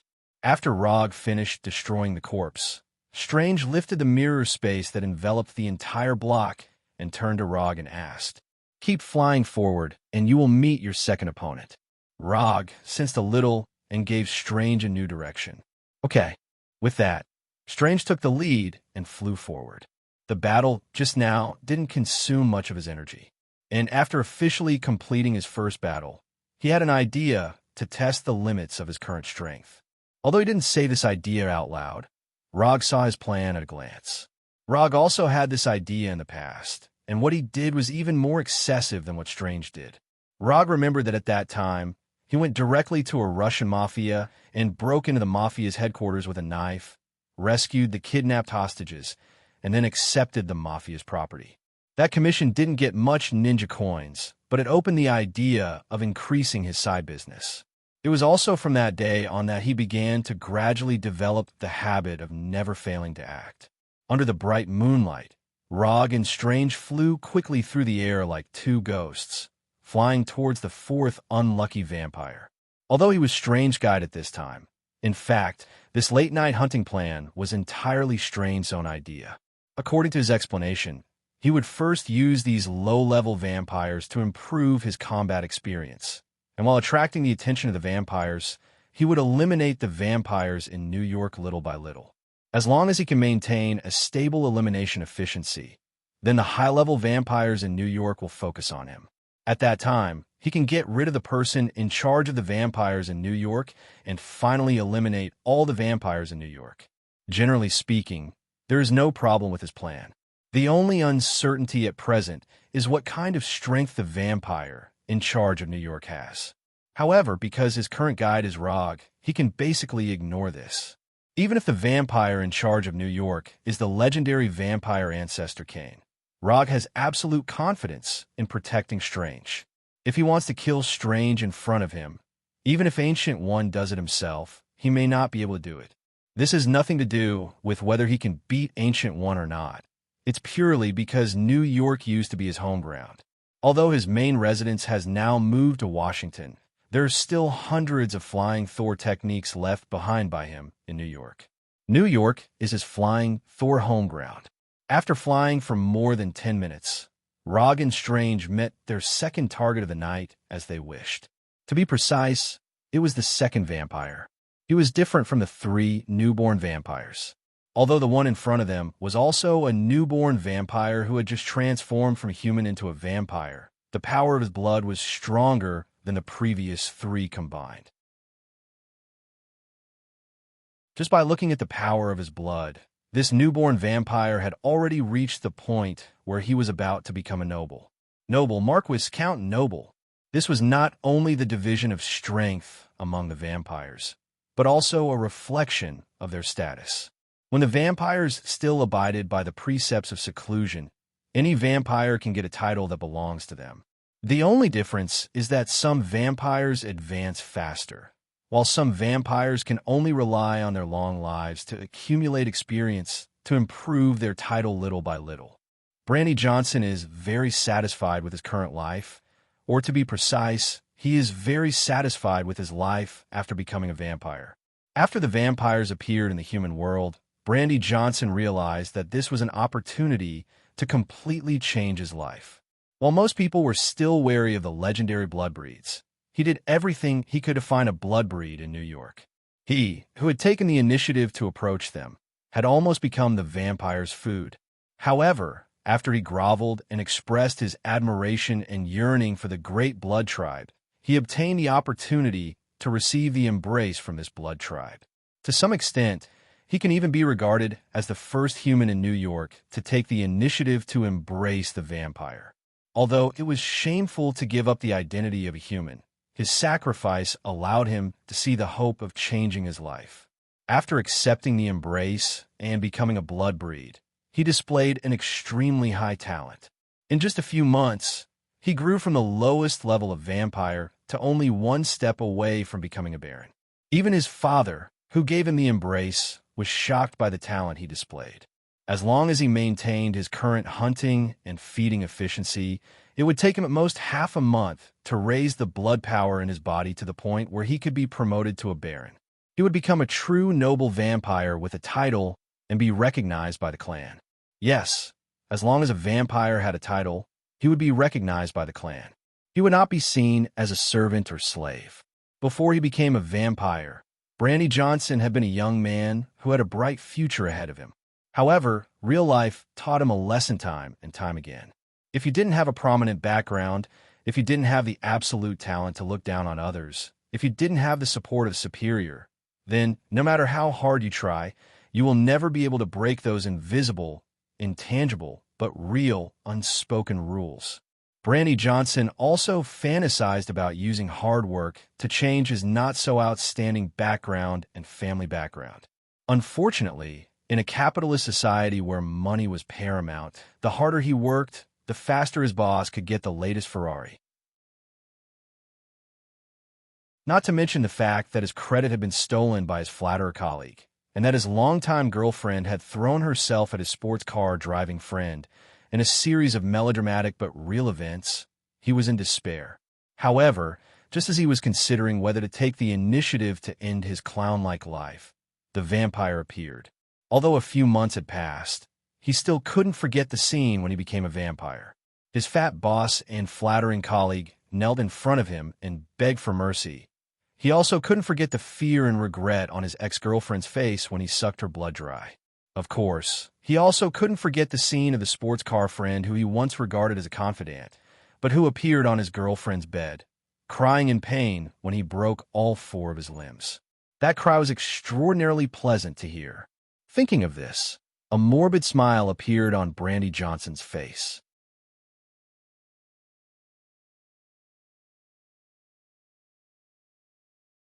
Chapter 607. Be careful, the opponent's strength is stronger than the previous 3 blood breeds combined. Roger said to Strange as soon as he arrived at Brandy Johnson's location. Okay, I got it. Strange frowned and looked at Brandy, who was sitting on the rooftop, and replied in a serious tone. Brandy Johnson, who was sitting on the rooftop, suddenly raised his head and looked in their direction. Just as he was about to cast a spatial mirror spell to land in front of his target, Brandy Johnson suddenly raised his head and looked in their direction. Good hearing. Rob wasn't surprised that Brandy Johnson was able to discover his and Strange's arrival in advance. Any vampire with a noble title possessed senses that were far sharper than ordinary people. When Brandy Johnson raised his head, Strange was stunned for a moment. His hands maintained the gesture of the mirror dimension as he floated in the air. This, Strange, who lacked enough experience, didn't know whether to continue landing or not. Just as Strange was considering if he should rethink his strategy, Brandy Johnson suddenly stood up and looked at Logue, who was floating in the air in disbelief. Fourth Hokage? Why is he here? Although Brandy Johnson hasn't been officially recognized by the clan, he already heard about the grudge between Rog and the vampires from his father, who gave him the embrace. How is this possible? Why would the fourth Hokage specifically come to find me, a little vampire? Brandy's face was covered in cold sweat. There were many vampires who knew about the grudge between Rog and the vampires, but there weren't many who really cared about this news. Even some of the less intelligent vampires, after hearing this news, had a crazy idea to fight with Konoha. But these vampires didn't have time to carry out this crazy idea, as they were killed by their father. If it's not necessary, don't provoke Konoha. Especially Rog, the fourth Hokage of Konoha.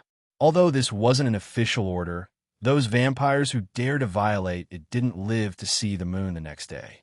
After confirming that the person floating in the air was Rog, Brandy Johnson didn't hesitate and turned to run. Rog sighed helplessly as he looked at Brandy, who was running away like a frightened stray dog. Although he didn't know how the vampires trained the vampires from Brandy's actions, they obviously reminded the vampires to pay special attention to some things. What do we do now? Strange dispelled the spatial mirror spell that he had yet to cast and flew back to Rog. Follow him. Maybe I can have some extra relaxing activities tonight. After saying that, Rog took the lead and flew toward Brandy. Brandy's running speed was far faster than ordinary people and the escape route.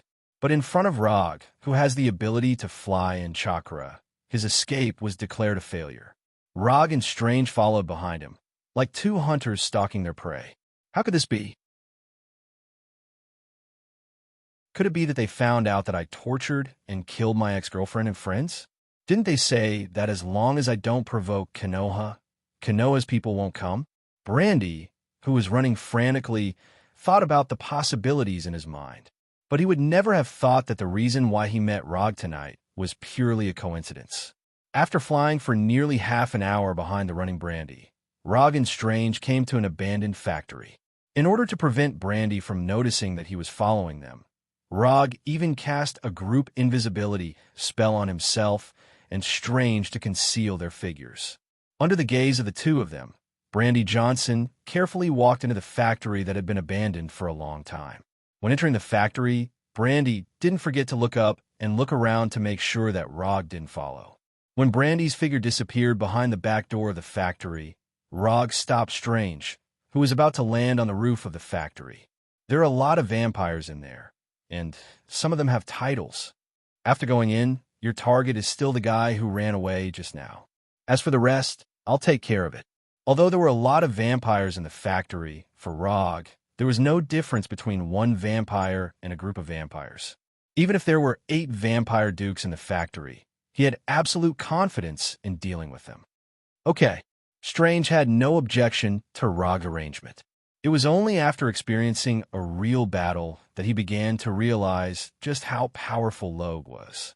That's the power of a single person against a country and a race.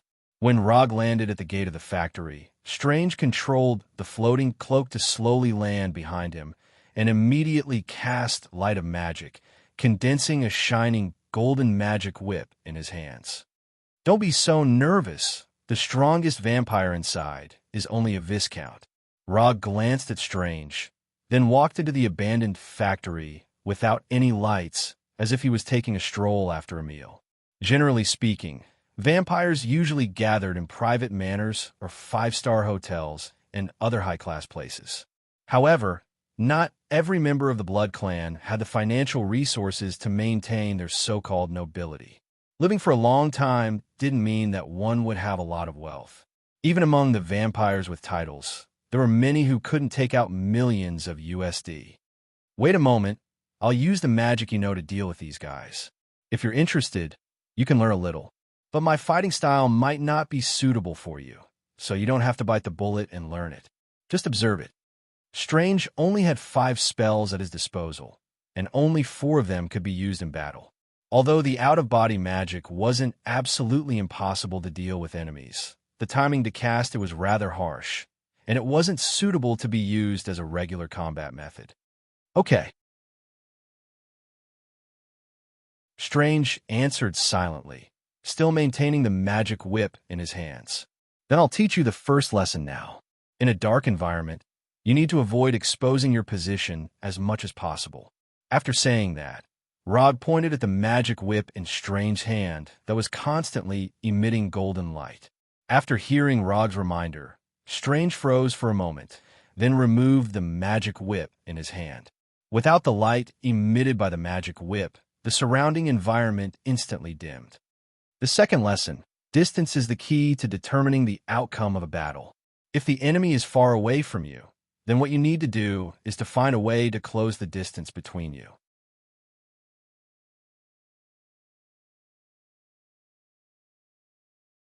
Chapter 608.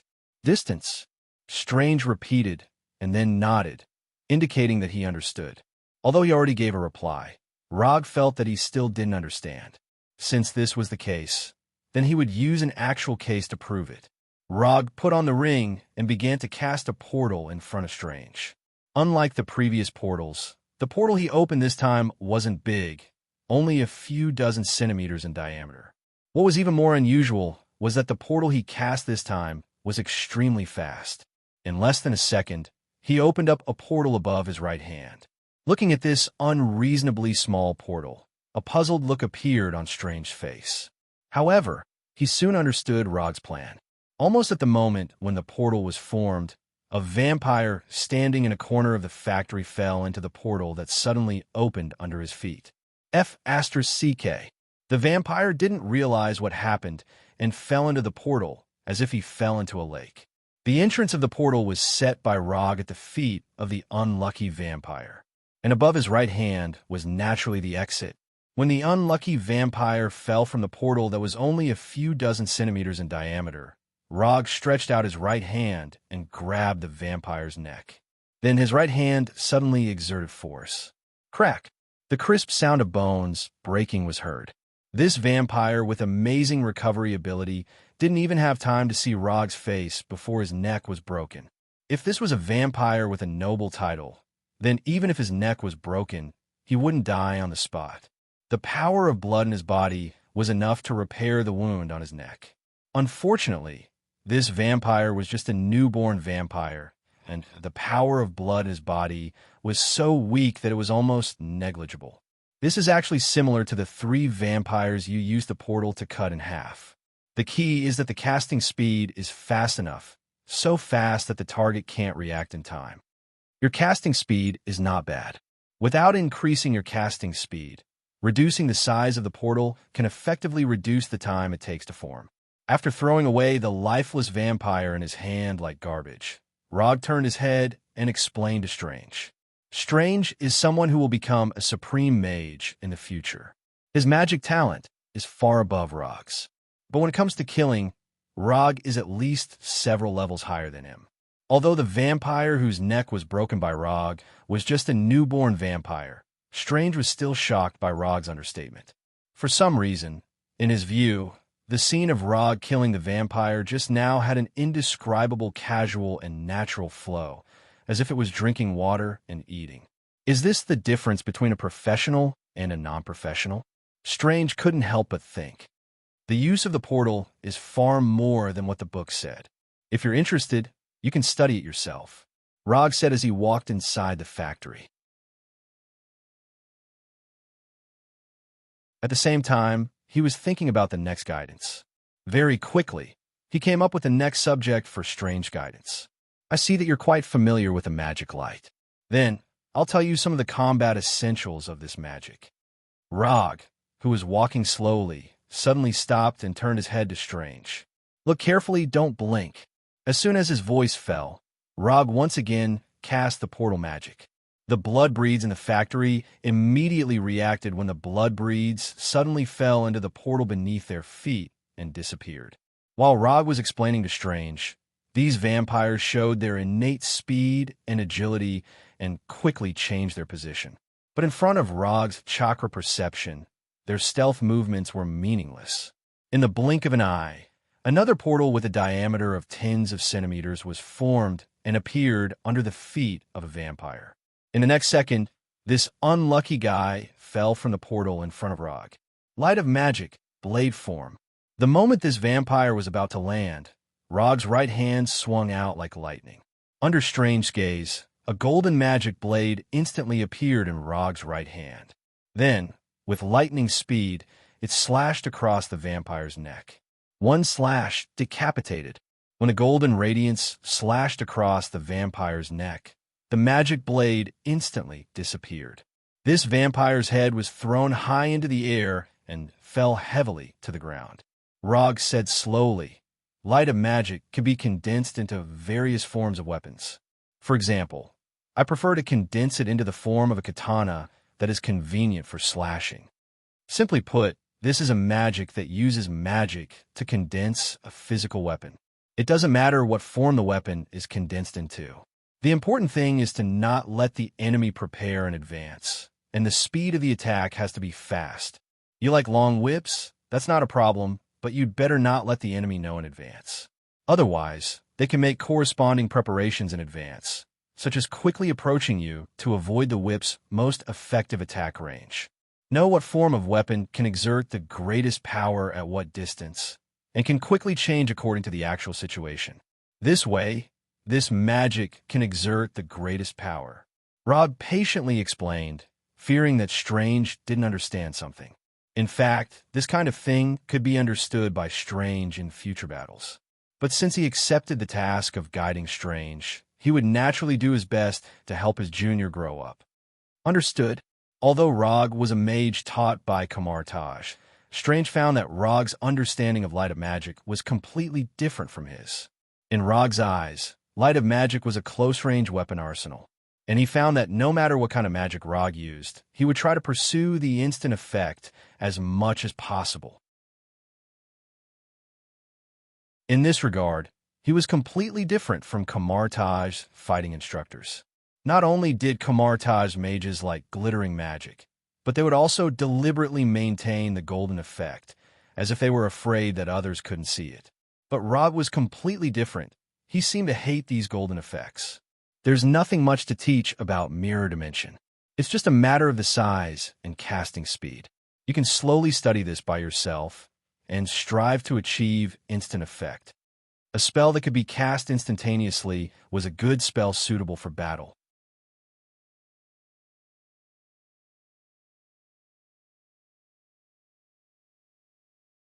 Chapter 609. Whether it was magic or ninjutsu, Rog pursued instant casting as much as possible. Although ninja was a melee profession, he had the heart to become a magic cannon. Because of the gift of Muji, he could basically cast ninjutsu instantaneously. As long as the amount of chakra could keep up, he could transform into a ruthless ninjutsu machine. However, magic was slightly different. Although his casting speed was faster than many professional mages, it still didn't reach the perfect state in his mind. But he didn't spend too much time and energy to improve his casting speed. After all, his profession was a ninja, not a mage. Okay, I got it. To a certain extent, Strange was also an out-and-out genius. However, compared to those who were arrogant and unruly just because they had some talent, he could be considered as a person who always maintained a humble attitude. There are 10 vampires here. Except for the one who escaped from the rooftop. Leave the rest to me. Go to the left. You should be able to meet the guy who escaped." After that, Rog raised his right hand and motioned to Strange, indicating that he should go to the factory alone. If he wanted to know if the guidance was effective, he would let him fight. This was like a teacher who liked to test the student's learning progress by assigning homework. Although Rog wasn't Strange's teacher, he also wanted to see how much his little brother had learned. After seeing Rog's signal, Strange nodded silently and walked straight into the dark factory. When Strange's figure disappeared into the left entrance, Rog stretched his neck, then summoned the silver Kusanagi sword, and hummed a little tune as he walked to the right. Although there were several vampires with titles in the factory, Rog wasn't particularly worried about Strange's safety. Not to mention that Strange had a certain ability to protect himself. The new artifact he just got today was enough to ensure that he wouldn't be instantly assassinated by the vampires. The hovering cloak was no ordinary magic item. If one were to evaluate it in terms of grade, it would be a genuine ancient divine artifact. Aside from flying and cooperating with its owner in battle, the hovering cloak also had powerful defensive capabilities. It could withstand most physical and magical attacks. In addition, it also had the ability to transform and shrink or extend at will. It could transform into normal clothes, such as a suit. If it weren't for the fact that the hovering cloak didn't approve of him, Strange wouldn't have gotten the chance to own this self-aware ancient divine artifact. Rog didn't tell Strange that Brandy Johnson wasn't the only one on the left side of the factory. There were also 3 blood breeds who were stronger than Brandy Johnson, 1 Viscount and 2 Barons. The 3 strongest blood breeds in the factory were now with Brandy Johnson. Rog deliberately concealed this point because he wanted to see how Strange would deal with this sudden situation. Although Ancient One asked him to guide Strange, he did not ask him to be Strange's nanny. If Strange couldn't even deal with these little blood breeds, then he wasn't qualified to be the Supreme Sorcerer, and he wasn't qualified to take the Time Stone from Ancient One. After entering the dark and turbid passage, Rog stopped and cast a ninjutsu that he rarely used. Ninjutsu, mist concealment technique. As the chakra in his body began to flow, a thick mist quickly surged in the dark passage. As time passed, the mist became thicker and spread out along the passage. When the thick mist seriously blocked the line of sight, Rog walked forward again. This time, he didn't hum a tune, didn't make any sound, and even the sound of his footsteps seemed to have completely disappeared. Who did that guy Brandy meet outside? I've never seen him so flustered. Who knows? I've never liked him. Didn't he just receive the embrace earlier than us? What's there to be arrogant about? Do you think he met someone from the Avengers? Wasn't the Avengers taught a lesson by the ancestors some time ago? Maybe he met those street vigilantes. The street vigilantes that these blood breeds spoke of were the vigilantes represented by Daredevil. Strictly speaking, Gwen was actually a vigilante. Although she had the strength to become a superhero, because she didn't participate in any major crisis, she wasn't a real superhero. While these vampires were whispering to each other, Logue, who was using a different kind of silent killing technique, silently appeared behind them and watched them complain about Brandy Johnson. Mist, silent killing technique. This was the famous move of the Mist ninja Zabuza, who was known as the Ghostman chakra, hit the whole body, and the purple chakra flow burst out like a ghost, and then through the fog produced by the Mist concealment technique, he hit his tracks and moved at high speed to assassinate the enemy in the fog. If he was in a good mood, he could also appear at the last moment for an ultimate kill. However, this assassination method belonged to Zabuz's silent killing technique, not Rog's silent killing technique. Rog borrowed some ideas from Zabuz's silent killing technique and made some improvements. For example, the effect of stealth in the fog was enhanced, and the high-speed movement assassination was adjusted to silent movement assassination. Of course, if necessary, he could also switch silent movement to high-speed movement. But in this way, the effect of silent approach would be significantly weakened. Is it foggy? Because of the dim light, these blood breeds who complained about Brandy Johnson only now discovered the thick fog that had already shrouded them. How can there be fog here? This is Chi.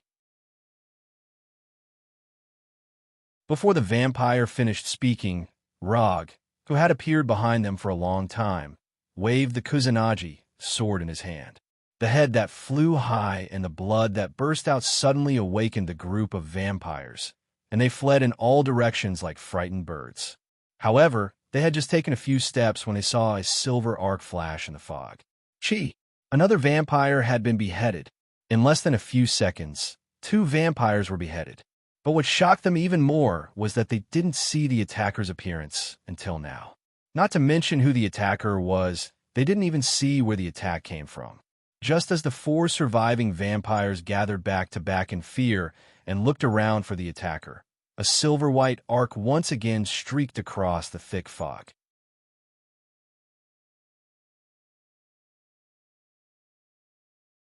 Chapter 610. Chi. Another head was thrown high into the air, accompanied by fresh blood. The silver-white light flashed, and another vampire's life was taken away. Under Rog's silent killing technique, the remaining 3 vampires felt an indescribable pressure. Since they abandoned their human identity and became vampires, it was the first time they felt this kind of fear of death that made their bodies tremble uncontrollably. What the hell is going on? Although they wanted to know the answer, unfortunately, they were destined to go to hell with this question. For these former humans who took the initiative to throw themselves into the arms of the vampires, Rog had no intention of holding back. He was not interested in knowing why these people chose to become vampires, but he despised this kind of inhumane approach. Human beings do have a lot of shortcomings, but no matter how many shortcomings there are, it is not a reason to give up their human identity. With Rog's strength, he can quickly kill these vampires in a short time. But he didn't do so, but deliberately slowed down his speed, a little bit prolonging the fear of these vampires. Under the great pressure of death, these vampires could no longer maintain their calm and began to panic and run away. However, their efforts were doomed to be in vain. When improving the silent killing technique, Rog didn't forget to make some adjustments to the fog concealment technique. It's a bit of a waste to just block the enemy's line of sight through the fog. In order to make the fog play a greater role, he also deliberately covered the fog with some chakra. Although these chakra attached to the fog won't directly hurt the target in the fog, it can be used as a contact medium for other attacks. For example, Jinjutsu that can cause great damage to the mind. Jinjutsu, Hell's View technique. Rog didn't stop these vampires from escaping, nor did he use his most commonly used Sharingan Jinjutsu, but he used an ordinary Jinjutsu that is not difficult. Compared with the strange Sharingan Jinjutsu, the effect of Hell's View technique is much simpler. Hell's View technique can make the opponent see the horror in their heart that they don't want to see. As for what the opponent will see, even Rog himself doesn't know. To put it simply, the view of hell was to draw out the most fearful scene in the opponent's heart and use the fear in the opponent's heart to defeat the opponent. This was similar to the so-called "I'll kill myself." A few seconds after Rog performed the Sea of Hell technique, the 3 vampires screamed miserably in the thick fog. Rog didn't know what they saw, but judging from their screams, the illusion in front of them must be very exciting. After determining the location of the 3 vampires through the screams, Rog walked towards them with the Kusanagi sword in his hand. 1, 2, 3. After using the Kusanagi sword to kill the 3 vampires, Rog deactivated the mist concealment technique and walked to the other side of the factory. At this time, Strange, who was on the left side of the factory, was facing the most difficult battle in his life.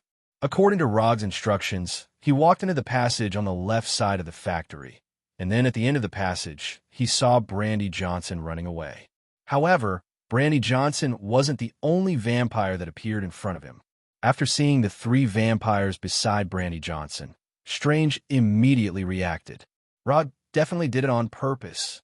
Although Strange didn't know what kind of perception Rog had, he was 100% sure that the dignified Yondaime Hokage would never make such a serious misjudgment. Since it wasn't a misjudgment, then the only possibility left is that Rog did it on purpose. Although there were more enemies in front of him than he had imagined, and their strength was also stronger than he had expected, Strange still maintained the calmness he should have and didn't reveal any fear or panic. When Brandy Johnson and the others were charging towards him like lightning, Strange decisively cast a spell. Portal. Just when Brandy Johnson and the others were about to rush in front of him like a pack of wolves hunting their prey, Strange opened a portal less than a meter in diameter under his feet and let himself fall into the portal. Strange didn't have the intention to escape. Falling into the portal, he fell from the ceiling behind Brandy Johnson and the others. At the same time, he was ready to cast mirror dimension magic. Although Brandy Johnson and the others' first siege failed, they quickly adjusted their posture and once again attacked Strange, who was floating in the office. Mirror dimension. When Brandy Johnson's sharp nails were about to touch him, Strange pushed out the mirror dimension magic that he had already prepared. In the next second, the space between them seemed to fold like broken glass. Brandy Johnson didn't have time to react, and under the influence of inertia, he rushed into the mirror dimension magic. After trapping Brandy Johnson in the mirror dimension magic, Strange's hands danced again. The magic whip shining with golden light instantly formed and fiercely lashed at the remaining 3 vampires. First, trap Brandy Johnson, then attack the rest of the enemies.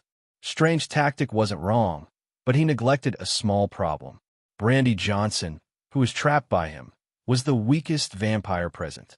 Just when the golden magic whip was about to hit the vampire in front of him, the vampire, who looked to be in his 30s, revealed a mysterious smile. Then, he instantly disappeared from Strange's sight. Shadow Leap. Why was it that only with a noble title could one be truly recognized by the clan? The reason was simple, because only with a noble title could one truly learn the unique dark magic of the Bloodbreeds.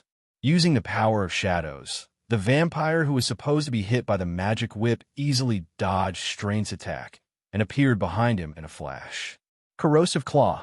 The right claw with strong corrosive power fiercely attacked Strange's back. However, just when the right claw emitting traces of green light was about to hit Strange's back, the floating cloak automatically took the initiative to meet the claw-like right hand.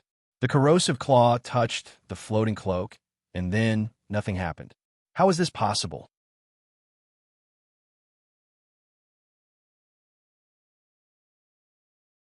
Chapter 611. A cloak that doesn't take the initiative to help its owner block attacks is not a good cloak. The hovering cloak proved, with its actions, what an excellent cloak is. When the hovering cloak took the initiative to wrap around the vampire behind Strange, Strange once again waved the magic whip in his hand and swung it at the other 2 vampires. Pa pa pa. Although Strange was a neurosurgeon before becoming a mage, it has to be said that his whip skills are very good. The only thing he wasn't sure about was whether he learned this whip technique from Kamartaj's fighting teacher or from some special professions. The magic whip in Strange's hand danced in the air, and the remaining 2 vampires were unable to get close to him. When Strange resisted the attacks of the 2 vampires by himself, Rog, who had already cleaned up the small fries, quietly came near him. However, he didn't participate in the battle, but like a spectator, he admired Strange's heroic figure. No one present, including Strange, noticed his arrival. Relying on the hovering cloak and the magic whip, Strange temporarily resisted the siege of these 3 vampires. But as time passed, especially when these vampires began to cast magic, the pressure on him increased. Strange does have outstanding magic talent, but it can't be denied that he is still a novice mage who only knows 5 spells. The lack of magic caused him to lack sufficient means to deal with an attack. If it weren't for Rog's tutoring just now, which slightly broadened his battle thinking, he wouldn't have been able to hold on under the siege of these 3 vampires. Looking at Strange, who was constantly using teleportation magic to teleport, Rog, who had been watching the battle for a while, made his move. Fire release. Great fireball. Rog, who was near the passage, took a deep breath and then spat out a huge fireball with a diameter of several meters. The astonishing orange-red fireball flew, like a cannonball, towards the vampire in front of Strange. Boom! A huge explosion sounded, and the exploding sparks dispelled the surrounding darkness. When Rog just spat out the great fireball, Strange opened a small portal under his feet. Although it was the first time he saw the great fireball, his intuition told him that this astonishing fireball was very dangerous. Strange wasn't the only one who had this premonition. The vampires who were fighting with him also had the same idea. Strange could escape the attack range of the great fireball through the portal, but the remaining two vampires were not so lucky. Although in Naruto's world, fire release has the title of Undying Technique. However, that also depended on who was using the fire escape technique. Some people cast fire release is still very terrifying. For example, Uchiha or Rog. After the great fireball exploded, Rog didn't look at the two vampires and used the body flicker technique to come to Strange's side, who had just walked out of the portal and slowly said, "I'll take care of the rest. You go to the mirror dimension space and deal with the guy who escaped." Although Rog came after the battle, as long as he took a look at the mirror dimension space entrance in midair, he could know what Strange had done before. After watching the battle for a while, he also roughly figured out the extent of Strange's current mastery. Whether or not Strange could take care of these vampires on his own wasn't the main point. The main point was whether or not he understood Logue's instructions. "You can tell me in advance next time. I don't mind you using actual combat to test my learning progress. But I don't like the feeling of being hidden," Strange complained. "In a real battle, no one will provide you with information in advance, so be content." As soon as his voice fell, Rog disappeared in front of Strange. "It's time for tonight's operation to end." After Rog disappeared, Strange summoned back the hovering cloak that tied up the other vampire. He put on the cloak and flew towards the entrance of the mirror dimension in midair. More than 10 minutes later, Rog and Strange left the abandoned factory and flew in the direction of the New York Sanctum. In terms of the results of the operation, tonight was a good hunting operation. After tonight's battle, Strange was no longer the rookie sorcerer who only had theory and no practical experience. And Rog also completed his guidance task. In the following time, he only needs to protect Strange's safety and prevent the future Supreme Sorcerer from being killed by vampires. As for the rest, it's Strange's own business. After returning to the New York Sanctum, Rog greeted the king who was guarding the sanctum. He then went to the study in the sanctum, picked up a magic book, and started reading.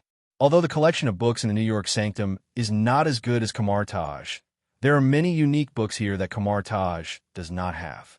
When Rog spent the rest of the night in the study, Strange returned to his room without saying a word, digesting the harvest of tonight. For Strange, tonight was definitely a memorable night. Nothing happened all night. When the sun rose the next day, Rog left the New York Sanctum alone and opened the portal to return to Konoha headquarters in Washington. Although he promised Ancient One to guide Strange for a period of time and protect Strange's life and safety. But this doesn't mean that he will drop everything and stay with Strange all day. It's daytime, it's vampires' sleeping time, and Strange is now in the New York Sanctum, so he doesn't need to worry about vampires' revenge. After enjoying an exquisite breakfast at Konoha headquarters, he came to the private training room located underground. The sage body from Hashirama has been completely developed, and the eye power of Manjiki Sharingan has long been raised to the limit. So the next thing to do is, of course, to upgrade Manjiki Sharingan to Rinnegan. Rinnegan, the ultimate dojutsu derived from the fruit of the God Tree Chakra, is known as the eye that controls life and death. The power of Rinnegan is beyond doubt, but similarly, the conditions for opening it are also extremely harsh. Under normal circumstances, only Indra's chakra reincarnation can open it after transplanting the body or cells of Ajura chakra reincarnation. Simply put, it is necessary to have eternal Manjikyu Sharingan and Hashirama's cells. Rog doesn't have eternal Manjikyu Sharingan, but he has the same sage body as Hashirama. So as long as he finds the right way, he may be able to open Rinnegan. As for what is the right way, Rog already has a general idea.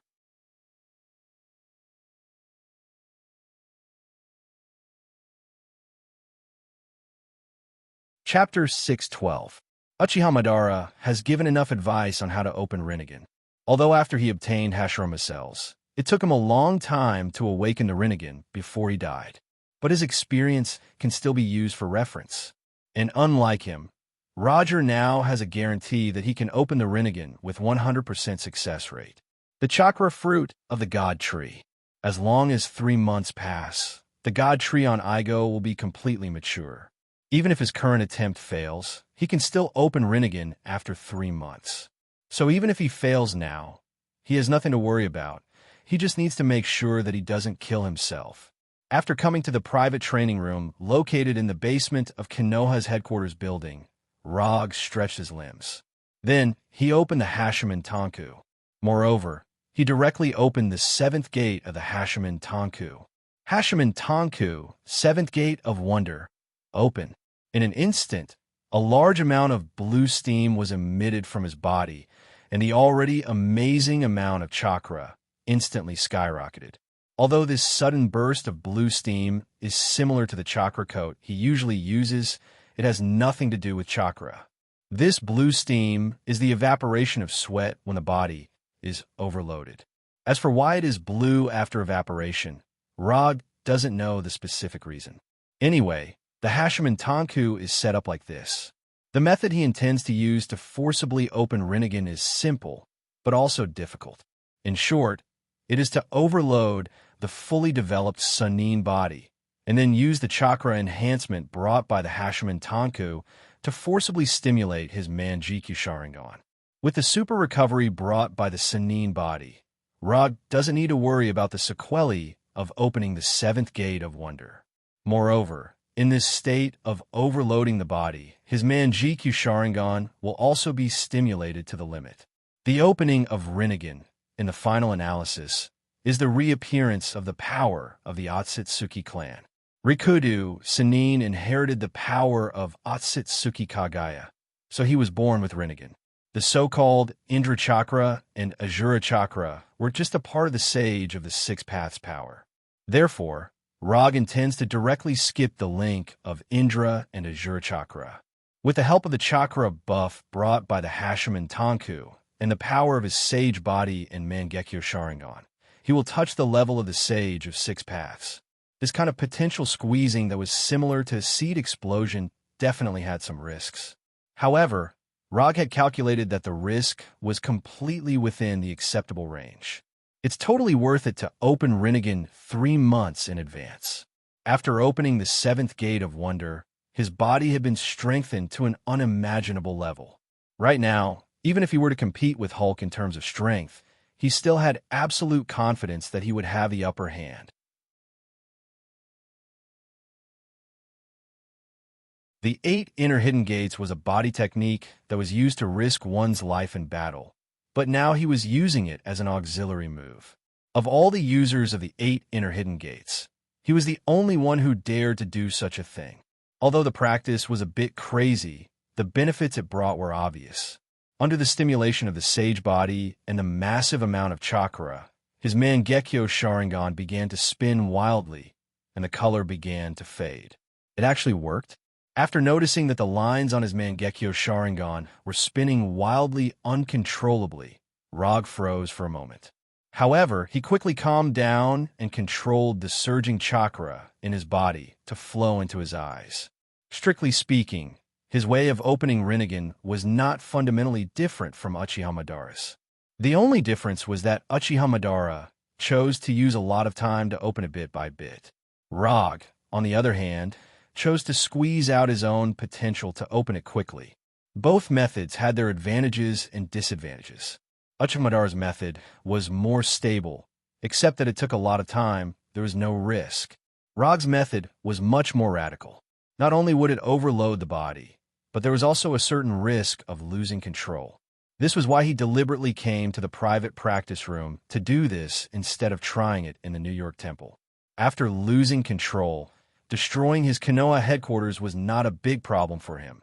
It was nothing more than spending some money to rebuild it. But if he destroyed the New York Temple, he would not be able to explain it to Ancient One. As time passed, the lines in his eyes turned faster and faster and began to develop into concentric circles. At the same time, the bright red color was getting lighter and lighter, gradually showing a trace of lavender. Judging from a mutation of the Mangekyo Sharingan at this time, the progress was smooth. But Rog couldn't relax at all. Even if the amount of chakra he had now surpassed that of Hashirama, the chakra in his body was gradually unable to keep up with the consumption. Do I have to open the 8th gate of death? This idea involuntarily emerged in Rog's mind. But he quickly gave up this crazy idea. Try to open the Rinnegan didn't need to go to such a point. After thinking for a few seconds, he quickly made a decision. Give up opening both eyes at the same time and open one of them first.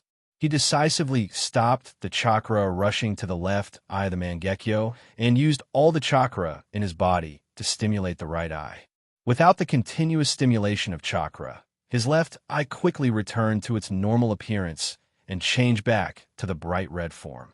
At the same time, the color of his right eye was getting lighter and lighter. When the chakra in his body was about to reach the lowest warning line of life-threatening, the chakra in his body suddenly calmed down. The right eye, which had just madly devoured his chakra like a black hole, finally stopped and no longer consumed his chakra madly. Did he really succeed? Although he couldn't see what his right eye looked like at this time, Rog could be sure that he really succeeded. When he fought against Thanos on Titan, he used the reality gem to temporarily evolve himself into a Rinnegan. And at that time, he also had the right eye of Rinnegan. There's no mistake, this is the feeling. He slowly raised his right hand and pointed his palm at the steel door of the practice room. 10,000 Mammoth Tensei. With a thought, a terrifying gravitational force poured out of his palm and directly acted on the steel door more than 10 meters away. Boom! The steel door that was enough to withstand the bombardment of rockets was pulled out and quickly flew towards Rog under the effect of 10,000 Mammoth Tensei. When the steel door, which was nearly 10 centimeters long, came in front of him, he gently waved his right hand and threw the steel door flying at high speed to the side. This is the feeling. Rog lifted the 7th gate of wonder and smiled with satisfaction.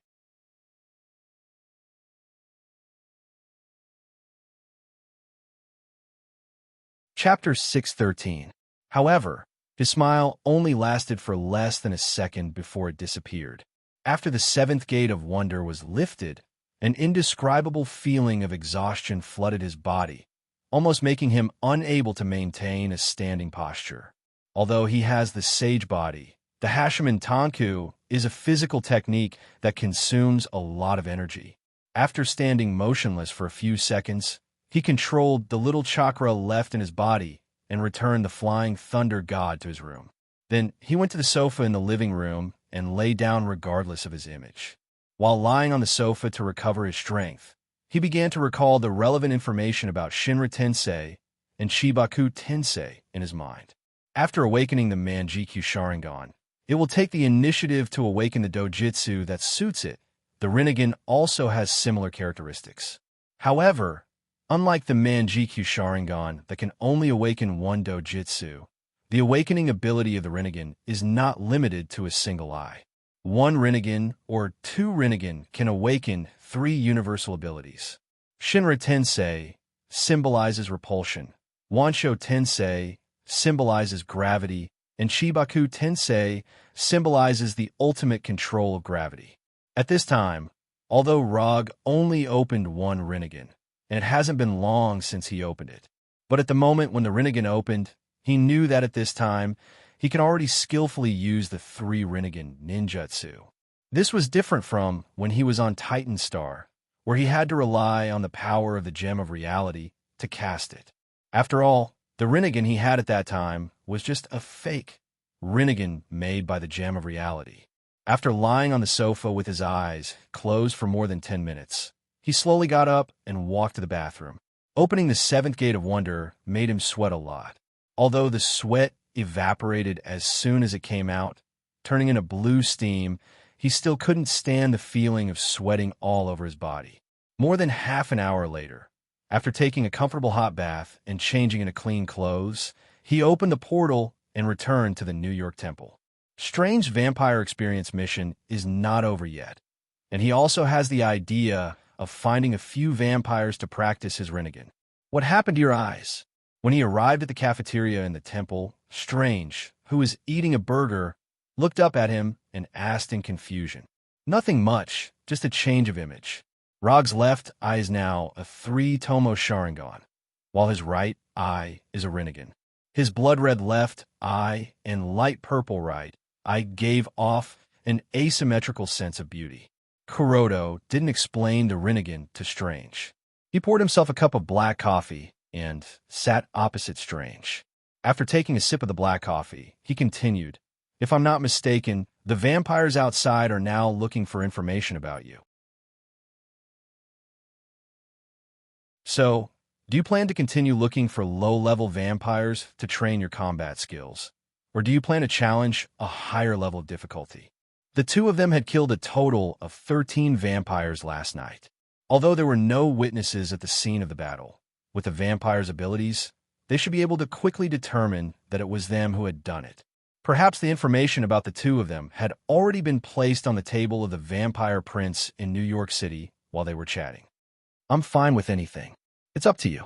Strange swallowed the hamburger in his mouth and said casually, "Then challenge a higher level of difficulty. There's no need to waste too much time on those low-level vampires. You can deal with the vampires below the count level. I'll deal with the ones above the count level." Before Kane appeared, a vampire count was basically the strongest vampire in the city. Even if the vampires in an international metropolis like New York were stronger, they would at most have the strength of a marquis. But it was different now. After Kane appeared, the strength of the vampires had increased significantly. If there were no surprises, the strongest vampire in New York should be a duke. No problem. Strange didn't have any objections to Rog's arrangement. Last night, he had already fought with a vampire with the strength of a viscount. Although he didn't win, he had no problem protecting himself. If you have time today, learn a few more spells. If you only know 5 spells, you can only bully vampires below the count level. The future Doctor Strange was proficient in various schools of magic and could be considered one of the top existences in the field of magic. But the current Strange was still very far away from that realm. It was only at this time that Rog, a part-time mage, could act as Strange's magic teacher. Okay, Strange ate the last bit of hamburger in his hand and answered silently. After communicating with Strange about tonight's plan, Rog went to the study in the temple and continued to browse through the magic books in the temple. Knowledge is power. This sentence was not only true in the field of science, but also in the field of magic. Time flew by. After treating the guardian king of the temple, who didn't have good economic conditions, to a luxurious lunch and dinner, Rog left the temple with Strange and began the second day of hunting. Shinra Tensei. Rog raised his right hand and sent the vampire count who tried to pounce on him flying. Just when the vampire count realized the huge difference in strength between him and Rog and tried to cast magic to escape, Rog raised his right hand again and aimed his palm at him. 10,000 celestial beacon. Magic undulations emerged from the vampire count's body, and he flew uncontrollably toward Rog. Who is this guy? This unlucky vampire count didn't recognize Rog. The reason was simple. Rog deliberately cast a transformation spell to change his appearance so that these guys wouldn't frantically run away when they saw him. After using the tyrannical gravitational force of 10,000 celestial beacon to pull the vampire count in front of him, hellfire from the depths of hell appeared on Rog's right hand. The moment his right hand, wrapped in hellfire, grabbed the vampire count, this vampire count, who had a certain reputation among the vampires, let out a miserable scream. This ear-piercing scream only lasted for a short 1 or 2 seconds before abruptly stopping. The vampire count, whose neck had been grabbed by Logue, quickly turned into a cloud of scattered ashes under the scorching hellfire. A vampire count was nothing more than this. After shaking his right hand that wasn't stained with any ash, Logue turned to look in Strange's direction. Compared to last night, Strange had improved significantly today. With the help of the hovering cloak, he faced off against 5 vampire viscounts alone. Moreover, he fought back and forth without yielding an inch.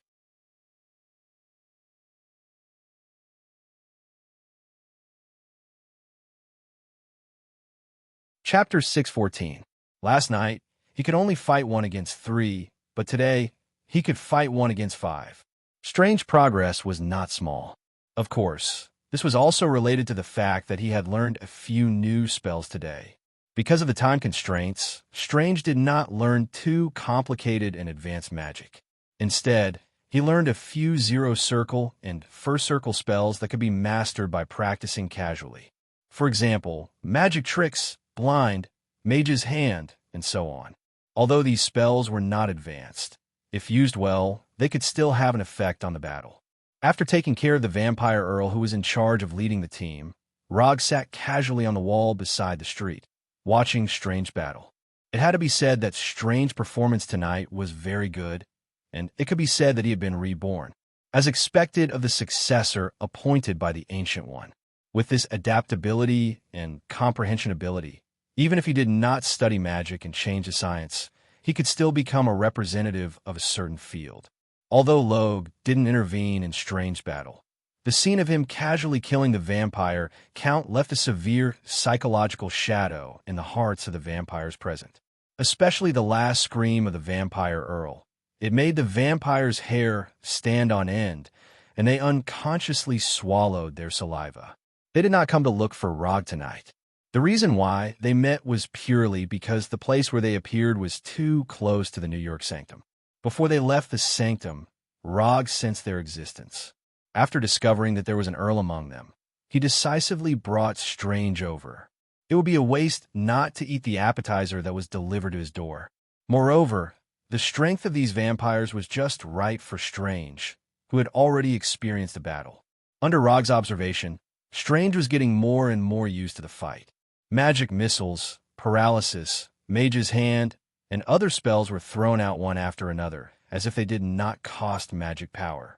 For some reason, after seeing Strange's fighting style that already had some prototype of a magic cannon, he could not help but think of Loki, who was far away in Asgard. Speaking of which, he had not seen Loki for a long time. He did not know if the god of trickery, who had regained his freedom, had been doing well recently. Since he thought of Loki, he naturally thought of Thor and Hela. After thinking for a few seconds, he made a decision. Once Strange's mission was over, he would make a trip to Asgard and Warnerheim. The fruit of the tree of God will ripen in 3 months, and he has already opened one of his Rinnegan. Therefore, in the next 3 months, he didn't have anything particularly urgent to deal with. In that case, let's go to Asgard and Warnerheim, and bring Hinata along for a pleasant 2-person trip. Strange would never have thought that while he was fighting these vampires to the death, Logue was actually thinking about traveling to another planet. As time passed, Strange's cooperation with the hovering cloak became increasingly tacit. After casting a combination of teleportation gate, light of mana, blind, and magic missiles, Strange got rid of 3 vampires in one go and grasped the hope of victory in his hands. The Count who led the team died, and 3 of his companions also died. Although the remaining 2 vampires tried their best to escape from the mirror dimension, their lives still ended in the mirror dimension that was parallel to the real world. When Strange called back the hovering cloak and adjusted his heartbeat by taking a deep breath, Rog, who was sitting on the wall, suddenly said, "Although your magic power level is very good, you should try to save some magic power in the future. You won't like the feeling of kidney failure when your magic power is exhausted." Overall, Strange's performance in this battle was not bad. The only problem is that he wasted a lot of unnecessary magic power. Spell battery is indeed a tactic that requires continuous high-frequency casting of spells, but this doesn't mean that one doesn't need to consider the consumption of magic power when using this tactic. There's no need to throw 5 spells at an enemy that can be killed with 3 spells. In terms of choosing spells, you could do a little better, and the timing of the release can be a little better. After giving some combat advice to Strange, Rog took the lead to cast the teleportation gate and left the mirror dimension and began to choose the second batch of targets for tonight for Strange. There is no shortage of vampires in New York now. If Strange is interested, Rog can even fill his 24 hours a day. But in this way, it is not to train his junior, but to push him to his death. When it was 5 o'clock in the morning, Rog and Strange, who had been busy outside all night, returned to the New York sanctum. Unlike last night, Strange returned to the sanctum lying down this time. He did not die, nor was he injured. The reason why he returned to the New York sanctum lying on the hovering cloak was purely because he exhausted all his magic power and experienced the feeling of kidney failure that Rog mentioned before. More than 50 vampires had died in their hands that night. Among them, 14 were counts and above, and there were even 2 blood clan marquises. Of course, these counts and marquises were all killed by Rog, and Strange dealt with vampires below the count rank.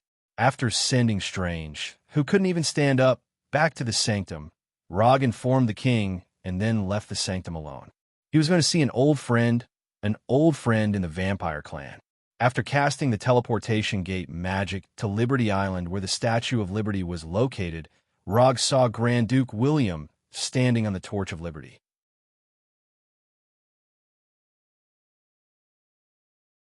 "You're here." When Rog cast the teleportation spell and arrived on the torch, Grand Duke William, who was dressed like a British aristocrat, said without looking back, "Didn't you ask me to come over? Why? Are you starting to feel heartache for the death of your people?" Rog ignored Grand Duke William, who was standing and looking at the city.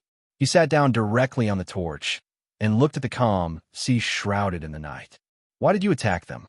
"We didn't attack Konoha, and we even took the initiative to avoid the areas where Konoha's various branches are located."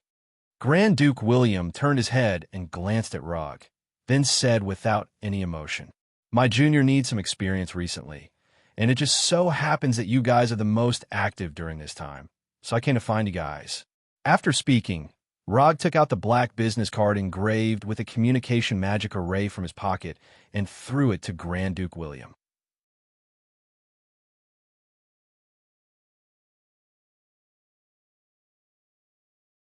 Chapter 615. This black business card was specially handed to him by Grand Duke William. It was also a testimony of their little friendship.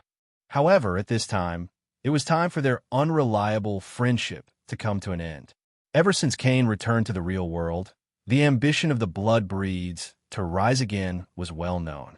If not for this, the blood breeds, who had always abided by the precepts of seclusion, would not have openly gone against the Restoration Alliance and the authorities.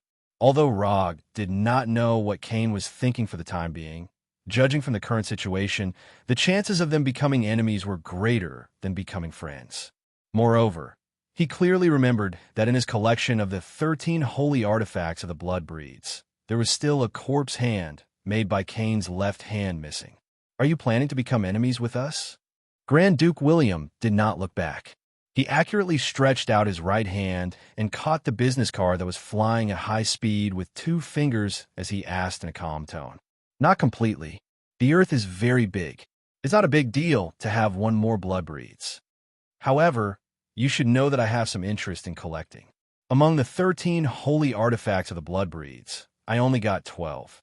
In the past, Grand Duke William was not his opponent. After his strength increased, he would not be his opponent either. If it were not for the fact that he had already satisfied the experience of using the Rinnegan on those blood breeds marquises and counts, Rog would not mind letting Grand Duke William experience the power of the Rinnegan. You, as a superior of the blood breeds, second only to Cain, Grand Duke William knew very well what the corpse hand was about. Although Rog did not say it explicitly, he had already heard the provocation in Rog's words. That's right, it was a provocation. And it was not a provocation to him alone, but a provocation to the entire blood breeds. "I'm in a good mood tonight, so I won't attack you. After you go back, tell Cain that I want to see him. The time and place are up to him, but it's best not to delay too long. Otherwise, I can't guarantee that something unpleasant won't happen." After saying that, Rog ignored Grand Duke William's reaction and opened the portal to return to the New York Sacred Palace. He then walked into the portal. After Rog and the teleportation gate disappeared completely, Grand Duke William's countenance turned extremely grim. He exerted force with his fingers that were clamping onto the black name card. breaking the black name card that was as sturdy as steel. An invisible sea breeze blew past, and Grand Duke William, who was wearing a black classical suit, turned into a group of bats and flew out in all directions, disappearing from the torch.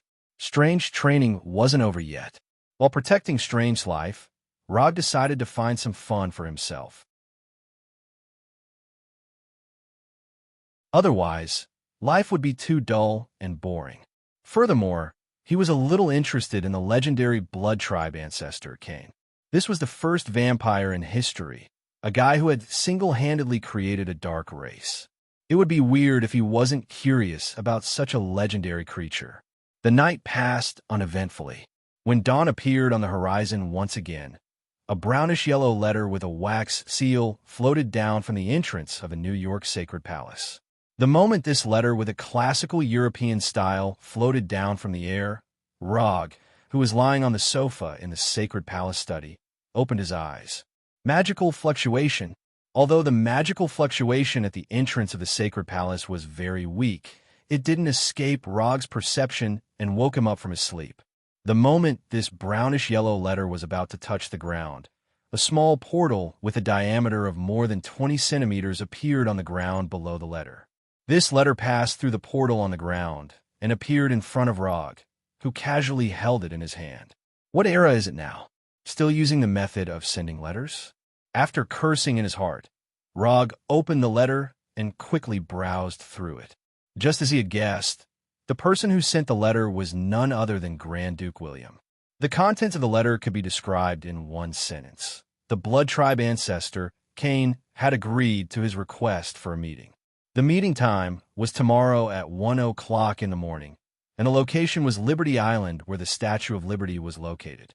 After reading the letter, Rog summoned the hellfire and burned the envelope and the letter into nothingness, leaving not even a trace of ash.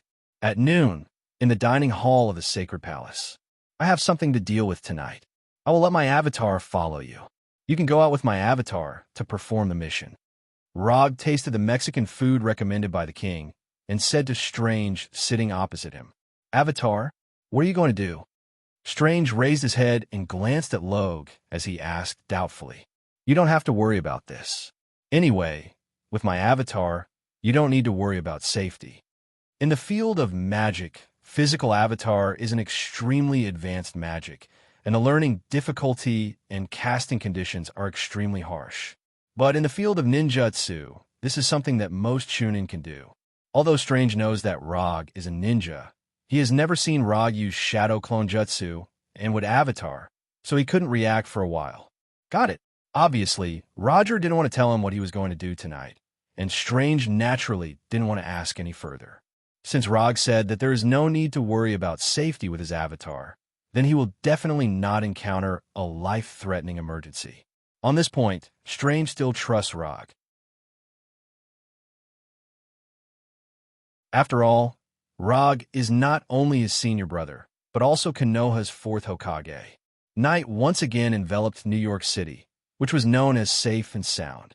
Strange left the New York sanctum with Logswood Clone to continue his actual combat training and vampire hunting plan. When the needle of the huge grandfather clock in the study pointed to 1 o'clock in the morning, Rog put down the magic book in his hand and stretched his stiff neck. Then, he put on the hanging ring and created a portal that directly reached Free Island. Although he was going to see the legendary vampire ancestor Cain, he didn't prepare for any battle in advance.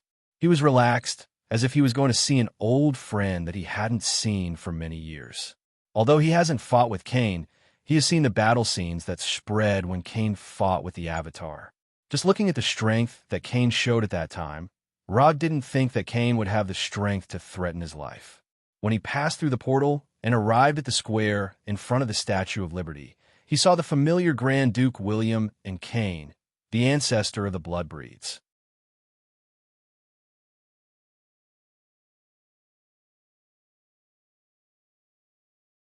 Chapter 616. Just by looking at his appearance, Grand Duke William, who was dressed in a classic black suit, held an exquisite cane, and had meticulously combed hair, looked more like the legendary blood kindred ancestor than Cain. Compared to Grand Duke William, whose image and temperament were perfect, Kane's appearance was much more casual. He was wearing a pair of black pants and a white shirt with only the bottom few buttons buttoned. He had a head of casual black hair and a dark red windbreaker. "You are Rog." While Rog was sizing up Kane, Kane was also sizing him up with a sleepy look and asked in a casual manner, "There shouldn't be anyone else who would come at this time other than me. Or have you sucked too much dirty blood and your brain is muddled?" Even though he was facing the so-called ancestor of the vampires, Rog was still as indifferent as ever. When he stepped out of the portal, he used Chakra's sensing ability to sense Kane. His life, energy, and blood power were both astonishing, far surpassing that of ordinary vampires like Grand Duke William. Apart from that, Rog also sensed an ancient aura that could not be hidden from him, as well as a faint holy aura. It was normal for Kane to have an ancient aura. After all, he was an old monster who had lived for who knew how many years. It was not particularly strange for him to have such an ancient aura. The strange thing was that there was an extremely weak, holy aura on him that had not been completely removed. Rog was not unfamiliar with this holy aura. He had sensed the same holy aura on the fragment of Dr. Doom's true cross, as well as in the gate of heaven that he and Doom had jointly summoned. But the problem was that this holy aura that originated from heaven should not appear on a dark race like Kane. Rog had always been skeptical about the claim that Kane was a descendant of Adam and Eve. Or rather, he did not believe in the so-called God-created humans at all. He was more willing to believe in the legend of Nuwa created humans than the legend of God created humans. In his opinion, Kane should be a lucky person who had somehow obtained extraordinary powers in ancient times. However, he was different from other extraordinaires. The supernatural power in his invisibility had changed his life form and continued this special life form, or rather, infected others, thus leading to the birth of the dark race known as the vampires. However, no matter how Kane was born, the holy aura should not have appeared on his body. The holy aura that originated from heaven was completely incompatible with the power of blood, the source of the Blood Clan's power. If the holy aura on Kane's body was left behind by a holy attack, then with Kane's strength, it would not be difficult to get rid of the holy aura. If he couldn't get rid of the divine aura, he wouldn't be standing here right now.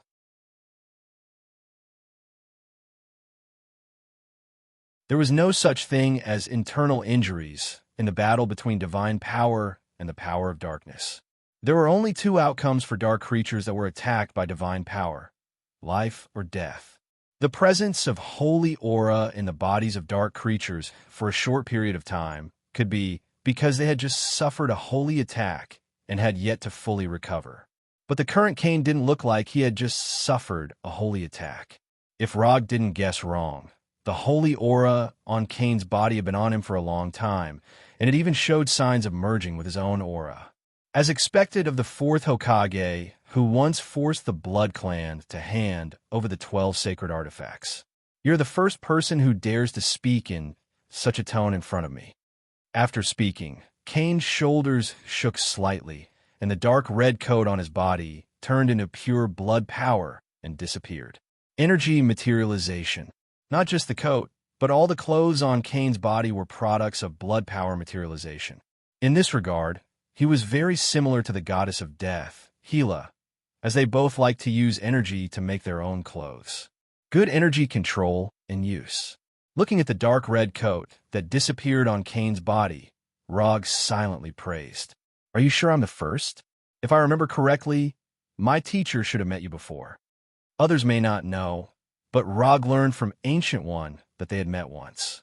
As the Sorcerer Supreme, Ancient One would not have any prejudice against Kane, a dark creature born on Earth. But this doesn't mean that he will have any good feelings for the Blood Clan. Before Kane has the crazy idea of destroying the world, Ancient One may not do anything to him, but don't expect Ancient One to have any good temper with him.